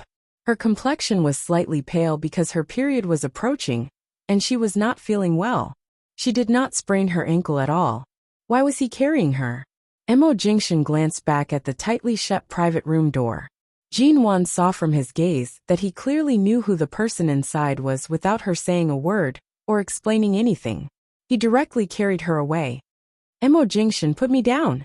Jin Wan's stomach was not feeling well. Although this floor was surrounded by private rooms, there were many people eating downstairs. She did not want to be carried out by him. My ankle is fine. Put me down. What did you talk about? Why is your complexion so pale? The man did not carry her down the stairs, but went to the elevator on the other side. After entering the elevator, he did not intend to put her down. He only glanced at her ankle, which appeared to be fine, and then looked at her face. Nothing much. He's just an old friend of my dad's. Jin Wan struggled in his arms. This was the second floor, and it only took a few seconds to reach the first floor. The moment the door opened, she saw someone outside. She subconsciously rushed to bury her face in his shoulder to avoid being recognized. The man calmly carried her out. However, because of the woman's buried face in his shoulder, his lips curved slightly. He leaned close to her ear to say, "What are you shy about? They're just two waiters." From the elevator, they could walk directly to the door without passing through the crowd downstairs. There were only two waiters here, but they obviously didn't dare to look in their direction for too long, and had already turned around to avoid them. Jin Wan slowly raised her eyes from his shoulder and looked around. Seeing that there was no one around, she patted his shoulder hard and said with a fierce expression, "Put me down." Mo Jingshan saw that her ankle really wasn't injured, and that she was struggling hard. Afraid that she might accidentally fall, he put her down. As soon as her feet touched the ground, Jin Wan quickly took 2 steps away from him, as if she had been electrocuted, and then quickly took 2 or 3 steps out of the restaurant. When she reached the door, she asked, "Why are you here?" Mo Jingshan did not explain, calmly saying, "Passing by." This was the western district of the city. How could a busy man like him pass by this place for no reason? Jin Wan did not plan on speaking with him. She was about to head to the parking lot, when she saw a black Porsche of the same model parked beside her car. Her footsteps paused. She looked at her white Porsche, and then at the black Porsche parked by the side. It was exactly the same as her car except for the black color. Just as she was thinking that this car looked like a couple's car parked here, the black Porsche's headlights suddenly lit up. Her eyelids twitched. She turned around and saw that the car key was in Mo Jingshan's hand. "Jin Wan." The man walked over without a change in expression. He walked past her car and glanced at her indifferently because she was standing stiffly in front of the car. "Why are you in a daze? Come here. I'll show you something." Jin Wan remained rooted to the spot until she saw the man open the black Porsche's door. "This car is yours?" Jin Wan asked. Mo Jingshan did not reply. He only glanced at her. The answer was obvious. The corner of Jin Wan's mouth twitched. She looked at her white Porsche, and then at his black Porsche of the same model. So when he asked her what car she liked last time, and she did not answer, he bought the same one as hers? He threw a limited edition Ghost worth tens of millions into the sea, and bought a Porsche worth more than 2 million to be a couple's car with her? For a moment, Jin Wan felt as though she did not know Mo Jingshan anymore. The great Mo Jingshan, how could he be so shameless? Who wanted to be a couple's car with him?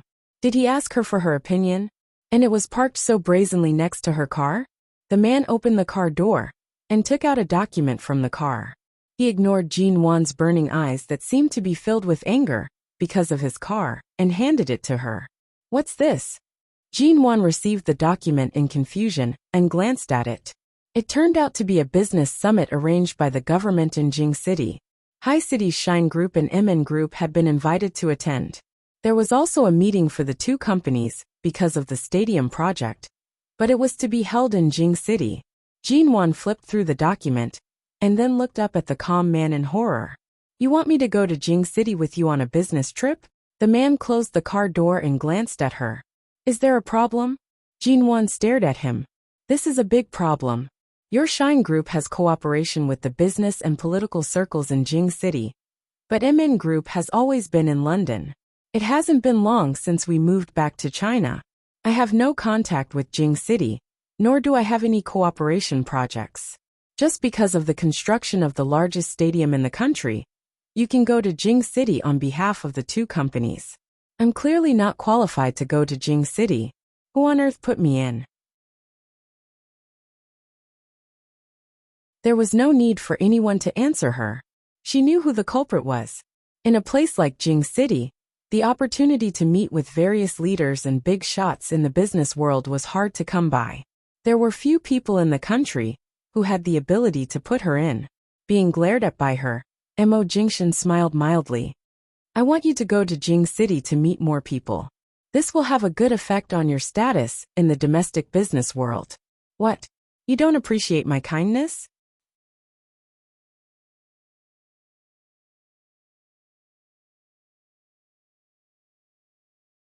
Chapter 544. The man said flatly, "You won't get a second chance like this. Do you want to give up this good opportunity because of me or go to Beijing with me?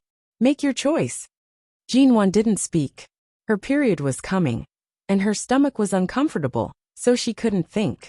But then she remembered that she would be on her period, and half of the suitcase would have to be filled with sanitary pads, which was really inconvenient. But the government had already issued the document, and she couldn't resist it. She took the document, opened the car door, got in and slammed the door. 2 days later, on her way to the airport, Jean Wan received a WeChat message from Yen Ge. Sister Wan, have you recovered? Can you go out soon? When will I go back to work? Jean Wan, I'm going to Beijing for a business trip. I'll let you know when I come back. Yen Ge, you're not really going to fire me, are you? A grieved face. Jean Wan, no, if I really didn't need a bodyguard by my side, I wouldn't have let you come from the very beginning. Having a plainclothes SWAT officer by my side every day gives me a sense of security. I definitely wouldn't let you go. Yen Ge stared at the phone for a while and smiled. Are you going to Beijing alone? When will you come back? Do you need me to go with you? Jean Wan, no, I'm going with the people of Shine Group. I don't know when I'll come back. I heard it will take at least half a month. Yen Ge, Shine Group? Your ex-husband's company? You're going with CEO Mo? She replied, yes. Yen Ge stared at his phone for a long time and sent a voice message in frustration. Then Sister Nguyen, be careful. Your ex-husband means that you two are no longer in a relationship. Be careful not to be taken advantage of by others. Let me know when you come back. I'll pick you up at the airport. When she arrived at the airport, the driver hurriedly put down her luggage and left. Jean Wan stood in the lobby of the departure lounge with a 30-inch large suitcase, watching the passengers coming and going. It was less than an hour before boarding time. She waited for several minutes, but didn't see Mo Jingshan or the people around him. As time went by, she called Mo Jingshan so as not to delay boarding. However, the moment she dialed Mo Jingshan's private number, the call was hung up after a single ring. Jean Wan was startled by the sound of the phone being hung up. Before she could put down the phone, a long arm had reached over and rested on the handle of her suitcase. The man's long and slender fingers pressed on the switch and pulled out the lever. At the same time, a faint voice sounded above her head. Let's go. Jean Wan abruptly raised her head, only to see that Mo Jingshan had already pushed her suitcase toward the VIP security checkpoint. Only then did she put down her phone. Because the man was tall and had long legs, she did not wear high heels because she had to catch a flight today. However, even if she was wearing flat shoes, it would be difficult to catch up with him after a few steps, so she could only jog to catch up with him. However, just as she ran over, she did not expect the man to suddenly stop in his tracks. Jean Wan almost bumped into his back. The moment her forehead touched his back, she subconsciously took a large step back and barely steadied herself. She then raised her eyes. Why did you suddenly stop? Mo Jingshan glanced at the suitcase in his hand, and then back at her. We're going to Jing City on a business trip for half a month, not half a year. Why did you bring so much luggage?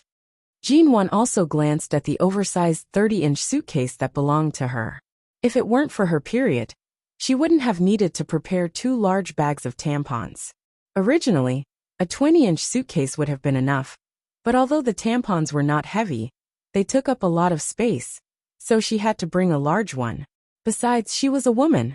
It was already very unrefined to only bring one suitcase for a business trip for half a month. Could it be that he expected her to be as compact as him? It's almost my period. I've only prepared some necessities in it. Jinwan raised her hand to tousle her hair, and then raised her head to show him a very careless smile. Previously, Yengu had told her to be careful, and be careful not to be taken advantage of. Although this business trip coincided with the arrival of her period, at least she was protected by it. Even if Mo Jingshan was a wolf with wild ambitions, he couldn't possibly do anything to her at such a time. When the man heard the words period, his gaze finally fell on her face, which looked good because of the light makeup she had put on today.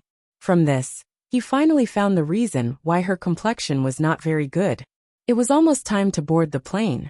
Mo Jingshan did not speak anymore, and pushed her suitcase to the VIP passage.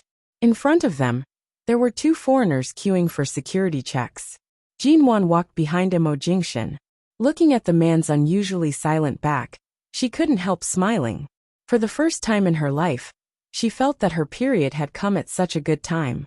After passing through the VIP passage, Jinwan walked toward the departure lounge while putting the cell phone she had just taken out back into her bag. Suddenly, she heard the man walking beside her say flatly, "I remember that your period only lasts 4 or 5 days a month?"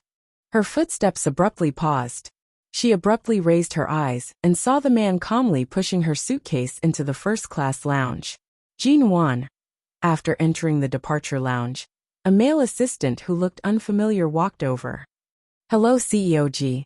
I'm Xiao Hu, the assistant accompanying CEO Mo on this trip to Beijing." Jinwan had thought that Shenmu would follow them to Jing City. She didn't expect to see a new face. She nodded politely. While Xiao Hu went to the water dispenser to fetch water for Jinwan went inside to ask, "Why didn't Shenmu come with you? He has something to do at home," and took half a month's leave. Jinwan turned back to look at Xiao Hu. She saw that he moved quickly. Generally speaking, those who could be allowed to accompany Mo Jingshan on business trips were more reliable. After all, Mo Jingshan had always been a good judge of character. She didn't say anything more. She found a seat and sat down. She took out her cell phone and browsed the internet. She saw that she had recently added a lot of acquaintances on WeChat, and finally clicked on a pink app for recording menstruation. There was still one day before her period came. She raised her hand and rubbed her stomach. Although her period didn't hurt as much as it used to, it still felt uncomfortable.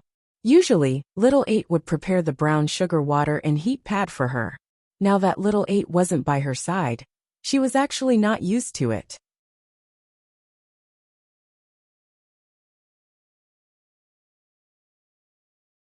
Chapter 545.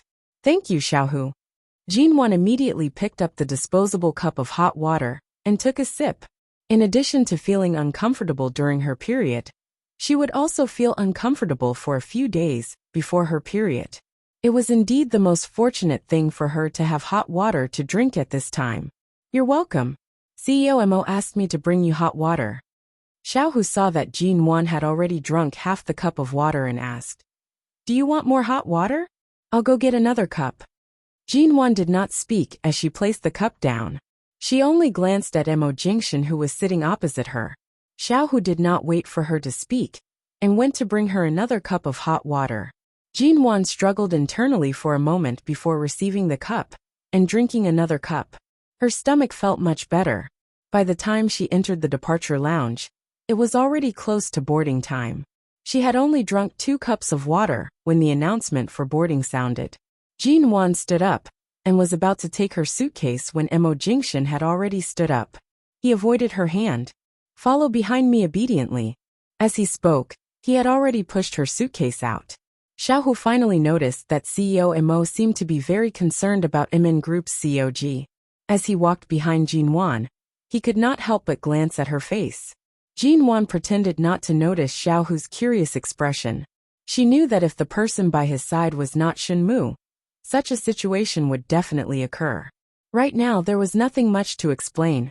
She could only silently follow him out. Xiaohu was completely unaware of the situation. He watched as the big boss pushed the suitcase in front, while CEOG walked behind like a supervisor. He secretly cursed in his heart. This CEOG's treatment was really unparalleled. By the time they landed in Jing City, it was already autumn. Jinwan planned to take out a coat from her suitcase and put it on before heading to the bathroom. She pushed her suitcase into the bathroom and had just put on her coat when she heard her phone ring. She took out her phone and heard a child's childish ah. Jinwan did not react at first. After listening for a while, she seemed to recall something. She lowered her head to look at the number displayed on her phone. It was indeed Xia Tian's call. So this voice should be from Xia Tian's little baby. Jinwan could not help but smile. Little baby, what do you want to say to Auntie Nuan? You want to drink the best milk powder? Oh, you still want the prettiest toy. Alright, when Auntie Nuan comes back from her business trip, I'll buy you a toy car, okay? Have you wet your bed recently? No. So awesome. You're so obedient. Before she could finish, Xia Tian had already taken over the phone. I just wanted my son to say hello to you. You're really good at acting. You've already chatted with him for so long. Let me tell you, my son is still young. He doesn't even know how to speak yet. Don't spoil him so early that he'll have the bad habit of asking you for anything he wants. Jinwan was immediately amused. But I heard him to me. He was clearly acting coquettishly with me. My son knows how to act coquettishly now. He's only 2 months old, and he's already calling you mummy. Stop daydreaming. How can a 2-month-old call for mama? I clearly heard his sounds coming out of his mouth. If he calls for mama now, there's an 80% chance that he'll be a prodigy. Jinwan couldn't help but laugh. TSK. Of course my child will be a child prodigy. Sounds just like mummy. I'll just take it that he learned to call me mummy first. Xia Tian said with a smile. Where are you? Why haven't you come to help me hold the child these days?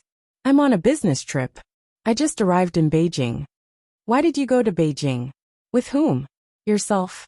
Jinwan paused and thought for a moment. She did not mention that Mo Jingshan was also there. Otherwise, based on Xia Tian's temper, coupled with the fact that she was bored from taking care of the child at home every day, who knew how many more questions she would bombard her with? I'm just here for a meeting. I'll be back in a few days. Tell your little baby to wait for me to buy him a toy car. Xia Tian heard the airport announcement coming from Jinwan's side and did not pester her any further. All right. You're busy in Beijing. I'm hanging up. Let the little baby talk to me one more time before hanging up. Jinwan had just finished speaking when she heard Xia Tian's little baby being sent to the phone's side. He let out a series of cute childish sounds. Jinwan smiled and her heart softened. She said sweetly to the phone, Kiss, I love you, Mo Jingshan, who had come out to wait for her because Jinwan had not come out of the bathroom for a long time, heard these words the moment he walked over. The man's eyelids moved slightly, and his heart palpitated without warning. Jinwan hung up the phone and walked out of the bathroom. However, she was caught off guard by the man standing outside the bathroom door. Her heart jumped. Although she was not frightened, she was still surprised.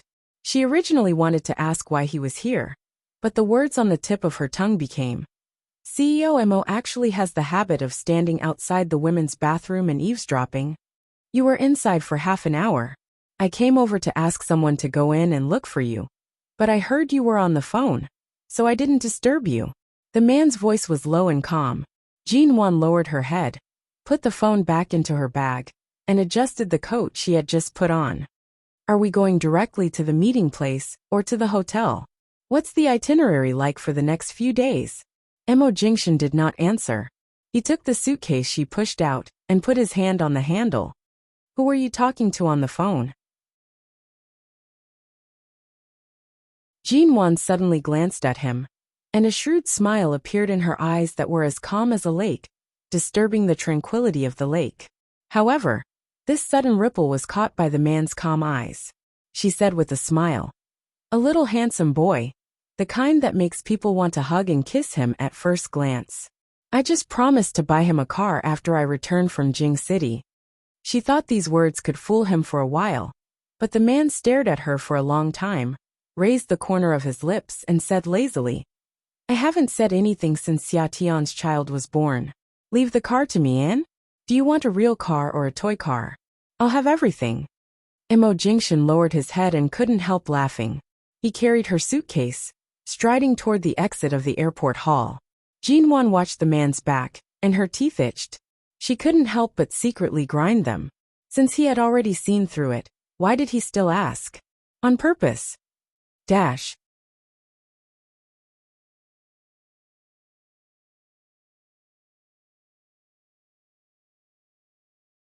Chapter 546. It was evening when they arrived in Beijing. At this time, the only choice was to go straight to the hotel and arrange all the business after tonight. In the car, Jin Wan and Mo Jingshan sat in the back seat, while Xiao Hu and the driver sent by Beijing sat in the front. Jin Wan looked at her cell phone for a while, and then turned to look at the sunset. Thinking that they would stay in Beijing tonight, she couldn't help asking, which hotel are we staying in? The Shengtang Hotel in Haiying District. The room has been booked. You can rest as soon as you arrive. Xiao Hu sat in the front and answered, COG. Just have breakfast before 7 o'clock tomorrow morning. We have a meeting at 7:30. There are not many things to do tomorrow, but in addition to the meeting the day after tomorrow, there is a very important banquet to attend in Beijing tonight. COG, you should have brought a dress, right? There is a banquet to attend? Jinwan raised her eyebrows. Yes, it's a charity banquet arranged by the business circle in Beijing. It's rare that CEO Mo has time to attend, so this banquet will be more grand. We must also attend. Jinwan didn't prepare a dress, but in a place as prosperous as High City, she could find a department store or a custom-made dress shop. When they arrived at the hotel, Jinwan looked up at the legendary Shengtang Hotel in Beijing and thought of another important question. Do you live on the same floor as me? Jinwan turned to look at Mo Jingshan, who had already gotten out of the car. The man smiled. We're on a business trip together. For the convenience of traveling together, of course, we live on the same floor. Otherwise, what do you think? Jinwan. After arriving at the room, Xiao Hu wanted to help Jinwan carry her luggage in. After all, the corridor upstairs was covered with long and thick carpets, and it was inconvenient to push the suitcase, so she had to carry it. However, when he saw that CEO Mo still helped her carry the suitcase without complaint, and he didn't need to intervene at all, he hesitated and decided not to follow them. The door opened. Jinwan looked back at Mo Jingshan and reached out to take the suitcase. Here we are. Thank you. I'll. The man ignored her words, pushed the door open the moment it opened and walked in. Jinwan stared at the man's back and pursed her lips for a long time before walking in. I can leave my suitcase here. You don't have to come in. After the man entered the door, he directly put down her suitcase. The huge suitcase in his hand seemed to have grown legs and automatically leaned against the wall to steady itself. When the suitcase hit the wall, it made a small bang sound. Jinwan paused and subconsciously kept the door open. She walked in and was about to open her suitcase to pack her things. At the same time, to show him that she was busy, she wanted him to leave. However, the man only glanced at her from the side. Just as Jinwan was about to bend down to touch the suitcase, he took long strides toward her. Jinwan watched him approach and immediately placed her hand on the lever. She looked at him and said, Go do whatever you need to do. I'm not feeling well these days. Don't provoke me. Otherwise, don't blame me for falling out with you. The man stood in front of her, bent down, and leaned down little by little. She was squatting down now, but the man was standing in such a posture. She was at a disadvantage in this position. Jinwan held on, not being forced to sit in the corner by his aura. The distance between the two of them grew closer and closer. It was so close that she could clearly feel the man's slightly hot breath blowing against her collarbone. She was even more sensitive to the feeling of his breath brushing against her pores, causing the air around her to be dominated by his breath. When there was only half a finger's distance between them, he stopped approaching, causing Jinwan's tense body to tighten even more. Her stomach hurt. She had to hold her stomach with one hand and hold the lever with the other to prevent herself from falling to the ground. As a result, she couldn't even pull out her hand to push him. Jinwan. The man called her name. Although he used her full name, his voice was low and husky, making her feel that her name was about to melt in his voice. Her expression was guarded. What's wrong? Mo Jingshan chuckled huskily. You don't really dislike going on a business trip with me, do you? Even though Jinwan might fall to the ground unsteadily, she still moved her hand away from the lever and tried to stand up. However, the man in front of her did not move away, and she couldn't just bump into him. After 2 seconds of hesitation, she took a step back and sat on the carpet behind her. The man leaned very close. Seeing that she wouldn't catch a cold sitting on the thick carpet, he didn't reach out to help her up. He moved closer and closer, so close that his words seemed to be whispering, so close that it seemed as though his lips would touch hers at any moment. However, he didn't really touch her, and kept the distance between them within half a finger's distance. He was clearly so close, clearly pressing down on her. But it seemed as though he wanted to come closer, and yet didn't. It was as though he was invisibly seducing her. When the man looked into her eyes for a long time, his eyes darkened, and he lowered his eyes to kiss her. Jinwan decisively raised her hand to cover her mouth, and the man's kiss immediately fell on the back of her hand. Mo Jingshan watched her cover her mouth, his handsome brows moved, and a low chuckle escaped his throat. He didn't argue with her and said softly, If you like to have your own business, I won't stop you. After all, MN Group is your blood and sweat. You can do whatever you want to do for it. You can spread your wings and fly high, but you can't fly into someone else's arms.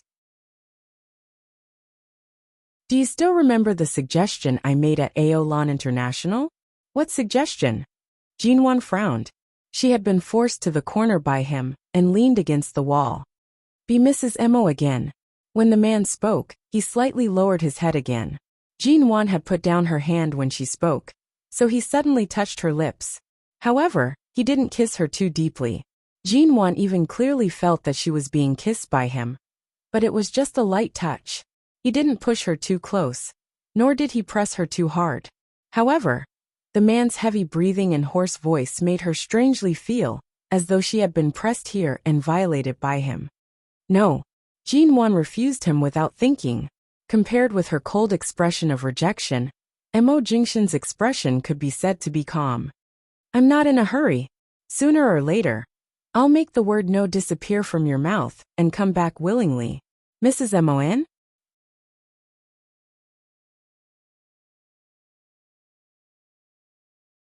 Chapter 547. Mo Jingshan watched her for a moment. He saw that she had spent too much time on the plane and in the car, and the light makeup on her face had faded. Her originally pale complexion was now obvious. Based on her menstrual cycle, she did need to rest early. Remember, Jinwan. She glared at him. The man did not speak. She glared at him, unconsciously using a warning tone. Mo Jingshan, I'm telling you, if my poor health affects your work here, don't blame me for dragging you down. If I continue to sit here, it will only make me feel worse. If I can't get up tomorrow. Seeing that she was so angry that she could say such words without any threat, his voice carried a smile. Kiss me, and I'll help you up. Jinwan glared at him. Mo Jingshan, you're the epitome of despicable and shameless. Even if you want to take advantage of someone, you have to look at the situation first. You've found out. The man smiled. Indeed, I'm taking advantage of someone. As expected, I wasn't wrong to say that you're a beast in human clothing. Unhappily, Jinwan tried to push him away again, but when she frowned unhappily, the man quickly kissed her on the cheek. It was only a light kiss, but he picked her up and put her on the bed. Jinwan, who had only wanted to stand up, was carried onto the bed in the blink of an eye. Rest well. If you're hungry, call the hotel and have them send you food. Wake up on time tomorrow. Don't sleep in. Jinwan, your stomach hasn't been feeling well these days. Remember not to use cold water when you shower in? Seeing that she did not respond, the man dragged out his words. His tone was heavy, but it carried an indescribable sense of indulgence and pampering. After finally sending Great Boss Missouri away, Jinwan watched as the man closed the door behind him. She then relaxed and laid back on the bed with her arms and legs spread out. Rushing to catch a plane and a car was the most tiring. She wanted to sleep for a while before waking up for dinner. She lay on the bed and did not move. Not long after, the man's gentle and mild words lingered in her ears. Go back to being Mrs. Mo. Jinwan flipped over and covered her head with a pillow. When she woke up the next day, her period arrived on time. Her stomach hurt so much that it felt like it was about to cramp. Jinwan curled up on the bed for a long time before she sat up. Seeing that it was 7:30, she got up to wash up. After all, she came to Beijing for work, not for a vacation. However, just as she got out of bed and put on the white soft slippers in the hotel room, she suddenly heard her phone ring. She picked up her phone and glanced at it. It was an unknown number. Puzzled, she picked it up and heard Xiaohu say, "COG, did I disturb your rest?" Jinwan recognized Xiaohu's voice. She rubbed her stomach as she stood up and softly answered, "No, I'm already up. Give me 10 minutes. I'll be downstairs immediately." With that, she was about to head to the bathroom. "COG, you don't have to come. CEO Mo and I have already left the hotel. This morning's work schedule is a bit more complicated. I'll sign in for you in the name of MN Group. Are you not feeling well today? Then rest in the hotel first. Leave it to me." Jinwan paused. "You've already set off?" "Yes.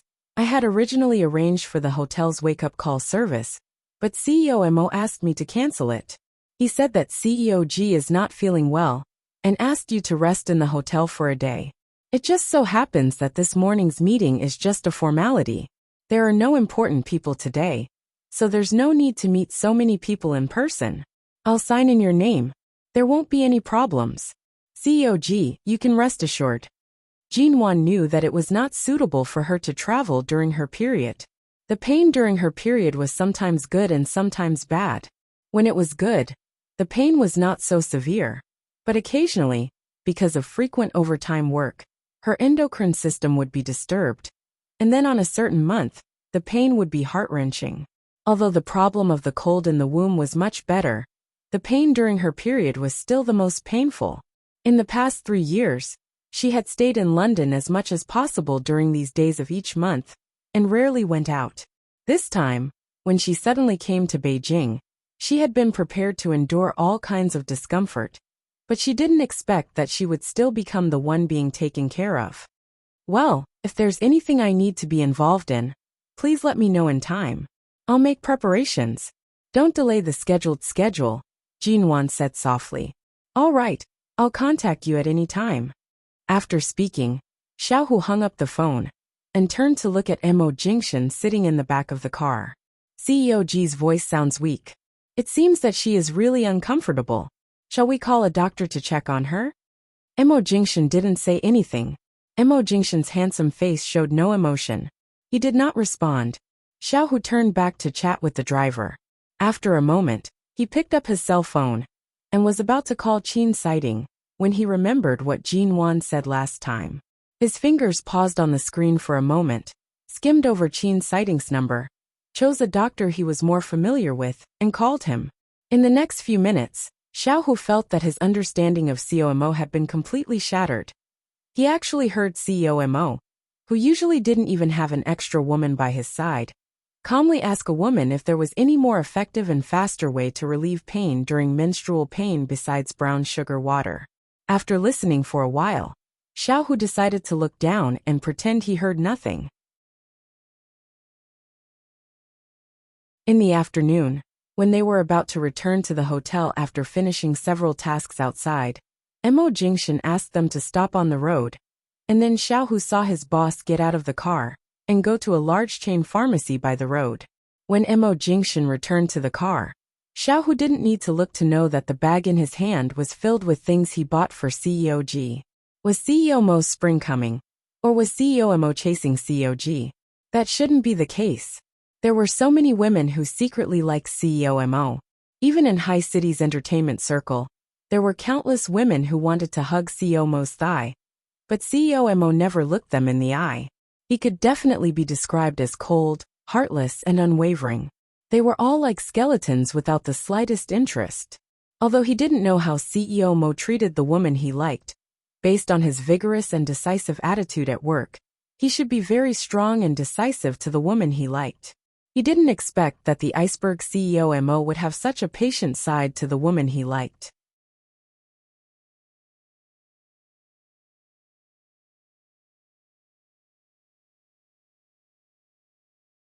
Chapter 548. By the time Mo Jingshan returned to the hotel, it was already afternoon. The room service staff said that Miss Ji had not come out all day. She only ordered a simple lunch and did not call the room service again. When Mo Jingshan entered, the woman on the bed was lying on her side, slightly curled up. Her breathing was quiet and even. She was buried in the quilt and did not move. It seemed that she had been sleeping. The man's elegant and deep brows furrowed. He took long strides and approached the bed. Under the soft light in the room, the woman's clean face was illuminated. However, her face was paler than usual, and her lips were almost colorless. Her eyelashes were very long, casting a faint shadow on her thin and pale face. Her shoulder-length hair was spread on the pillow, and her body was still bent in sleep as she endured the pain in her stomach. Jean Wan had long been accustomed to the discomfort during these days of the month, so she habitually slept through these days when it was too painful. After a long time, she could fall asleep in such bursts of pain. At least in this way, the pain could be reduced a little. But obviously, she was also enduring the pain in her sleep, and her brows were slightly furrowed when she slept. The curtains in this room were tightly closed, blocking all the light from the outside. There was only the light from the wall lamp by the bedside. In fact, Jean Wan had been sleeping, but when she heard someone coming in, she woke up but did not open her eyes. She was clearly here on a business trip, but she had to rest in the hotel on the first day. No matter whether today's work was important or not, she instinctively felt that she was dragging her company down and felt uncomfortable. Right now, she was not in the mood to face Mo Jingshan. The room was extremely quiet. Jean Wan did not move. It was not until the sound of the door closing entered her ears that her slightly tense nerves relaxed a little. She opened her eyes, looked at the room that still had only one wall lamp, looked at the tightly closed curtains, and then closed her eyes again, preparing to continue sleeping. Anyway, the pain would only be the most in the next 2 days. When her period was about to end, it would not be so uncomfortable. The man's cool breath surrounded her from behind. Jean Wan's relaxed nerves immediately tightened. Earlier, when she heard the sound of the door closing, she thought that Mo Jingshan had left, but she did not expect that he did not leave and only went to close the door. She froze. Other than the refreshing fragrance of plants, the man's body also smelled of travel. Following that, her pajamas were pulled open. All the hairs on her body stood on end. Just as she was about to resist, the man's warm palm was already pressed against her cold abdomen. Jean Wan paused. Their skin pressed against each other without any obstruction, causing her hair to stand on end.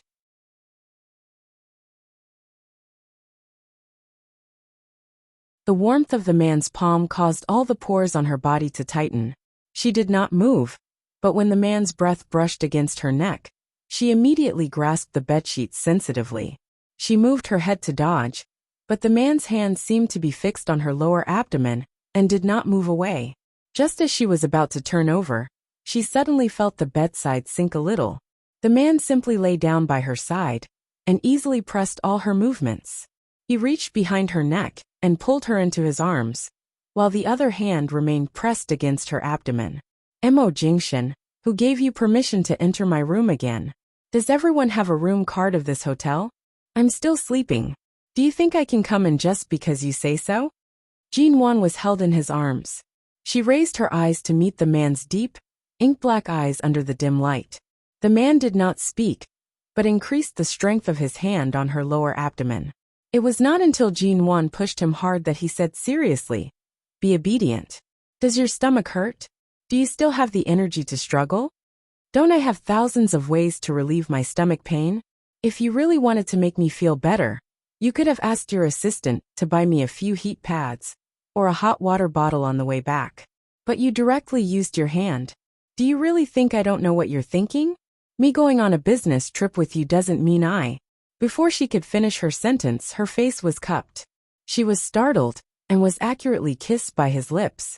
Without any explanation, Mo Jingshan pried open her lips and kissed her. The kiss was deep and heavy, and Jin Wan's brain almost exploded in an instant. He kissed her because he couldn't win against her in words? What was wrong with this man? Jin Wan couldn't push him away. She was almost completely trapped in his arms and pressed under him. After a few hard pushes, she lost the strength to push him away. The pain in her stomach made her hate herself for being so weak for a few days every month. She refused to close her eyes and stared at him like fire. As they kissed, the man's dry hand, without a trace of sweat, moved away from her lower abdomen and turned to hold her waist without any hindrance. His body completely covered hers, and the kiss became deeper and deeper. While Jin Wan was still glaring at him, the man covered her eyes with his hand. Jin Wan was forced to close her eyes, and as soon as she closed them, she couldn't control her emotions. When the man felt that she had slowed down, he patiently and gently kissed her on the lips and didn't continue. Jin Wan opened her eyes because there was finally space on her lips. The moment she opened her eyes, she became clear again. Soberly, she reached out to pull the man's hand away from her lower abdomen. Mo Jingshan, N. The man's voice sounded particularly dull and low in the dimly lit room, but it was so sexy and lazy that it made her heart skip a beat. Your stomach hurts so much. Why didn't you ask the hotel staff to boil some brown sugar water for you? Jin Wan turned her face away to avoid his breath. It won't do much to drink it. It won't hurt so much for more than half an hour after I drink it, but it'll be the same after a while. There's no need to bother the hotel staff. The man said in a low voice. So you just put up with it? She said flatly. I'm used to it. Before the divorce, Mo Jingshan or Auntie Chun would watch her drink some hot milk or brown sugar water every night, so her monthly period was much better. But in the next 3 years, she could only live a regular life and keep exercising. How could she take care of such a delicate thing? Besides, she was so busy that she didn't have time to insist on heating up brown sugar or ginger tea every night. It had been 3 years. As time went by, she got used to it. She was no longer as delicate as when Mo Jingshan was by her side. She had long given up the idea of being pretentious.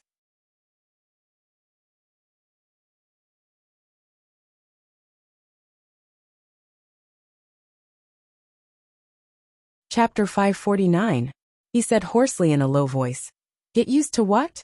Curling up in bed like a shrimp, deliberately making me feel sorry for you? Jin Wan's face darkened. You're the shrimp. Mo Jingshan's hand was still pressed against her abdomen, and he gently kissed her cheek. Jin Wan was held in his arms and did not resist, but she glared at him. You should know when to take advantage of me. If you still want to take advantage of me in my current situation, you're really inhumane. Mo Jingshan paused and chuckled. I've done many inhumane things. Do I need you to do this? Take your hand away.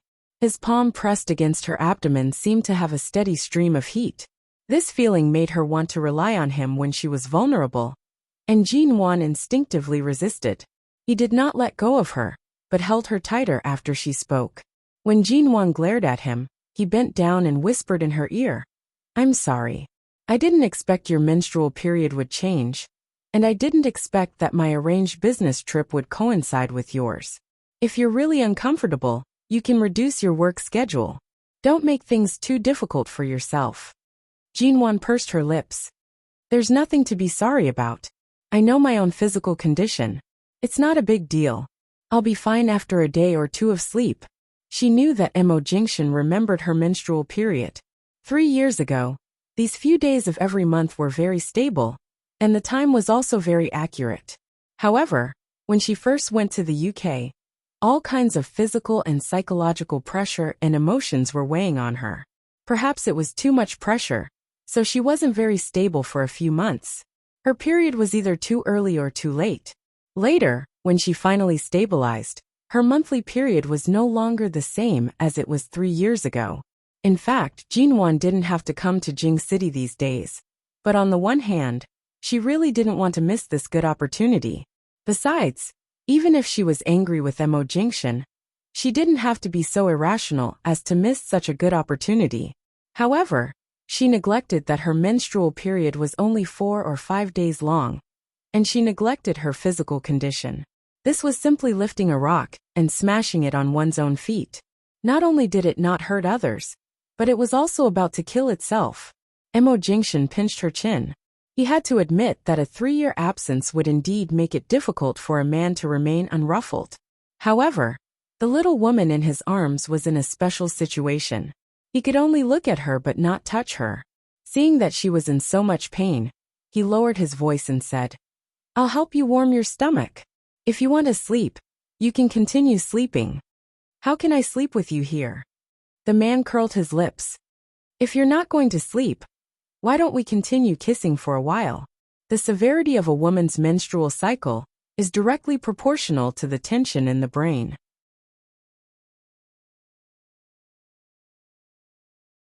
In other words, the more you concentrate on thinking about where it hurts, the more it hurts. Why don't you do something else? Once you feel happy, your body will instinctively release dopamine and activate your brain cells. This can also help relieve the pain. Jin Wan. Which doctor came up with this fallacious reasoning? She quickly turned her face away to prevent him from kissing her again. Under the dim light, Mo Jingshan could not see her face clearly.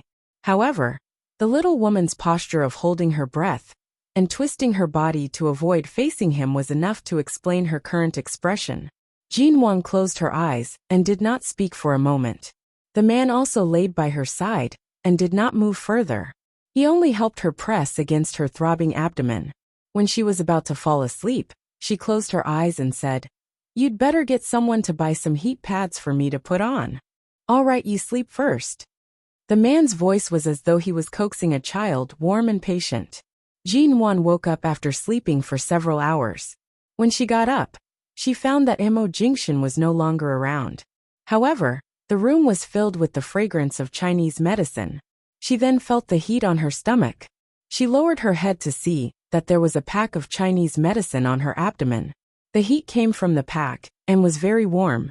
No wonder she had slept so comfortably earlier and was not woken up by the pain. It was actually because of this. Where did Mo Jingshan go to buy this? He couldn't have specially asked the doctor, could he? She sat up and touched the thing on her abdomen. It was warm and comfortable, and her entire body felt much more relaxed. The next morning, Jin Wan woke up on time. She lazily prepared to eat breakfast before heading to work. After all, she was here on a business trip. After sleeping here for a whole day, she felt much better. After washing up, a staff member suddenly knocked on the door and pushed in a bowl of red date glutinous rice porridge. "Don't you need to eat breakfast in the restaurant? I didn't even call, and it was sent in directly?" Jin Wan spoke as she walked over and picked up the spoon to taste it. The staff member stood by the side and asked with a smile, "Miss Ji, is this porridge good?" "It's all right. The taste is not bad." "Why?" Jin Wan took 2 mouthfuls and sat down by the table, planning to finish the porridge. This porridge was specially made by Mr. Mo in the hotel kitchen this morning. There are red dates, brown sugar, glutinous rice, peanuts, and even some milk and walnuts. It's even richer than the 8 treasures porridge. Mr. Mo cooked it for a long time. Jin Wan paused in her actions. No wonder she felt that the porridge in this hotel was too meticulous. It was especially soft and sweet but not greasy.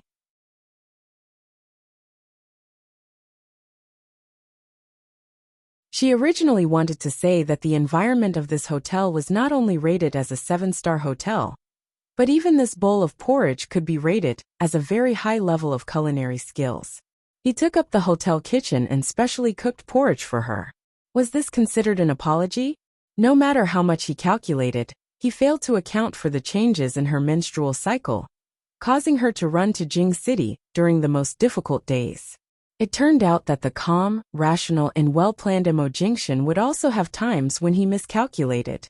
Jin Wan drank the porridge and said indifferently, "Mr. Mo took up your kitchen, but what about the others' breakfast? It can't be that the entire hotel didn't have breakfast this morning, right?" The staff member smiled. "That's not necessarily the case. There are 3 kitchens in our hotel. Mr. Mo only took up one, and it didn't affect our breakfast preparation. Jinwan did not speak anymore and lowered her head to continue drinking. Mo Jingshan really made a lot of porridge. From the looks of this big bowl, it should have been cooked for a long time. Jinwan happened to like it, so she drank it all up. Then she stood up and asked the staff to push the dining cart out. She then tidied up and prepared to go out.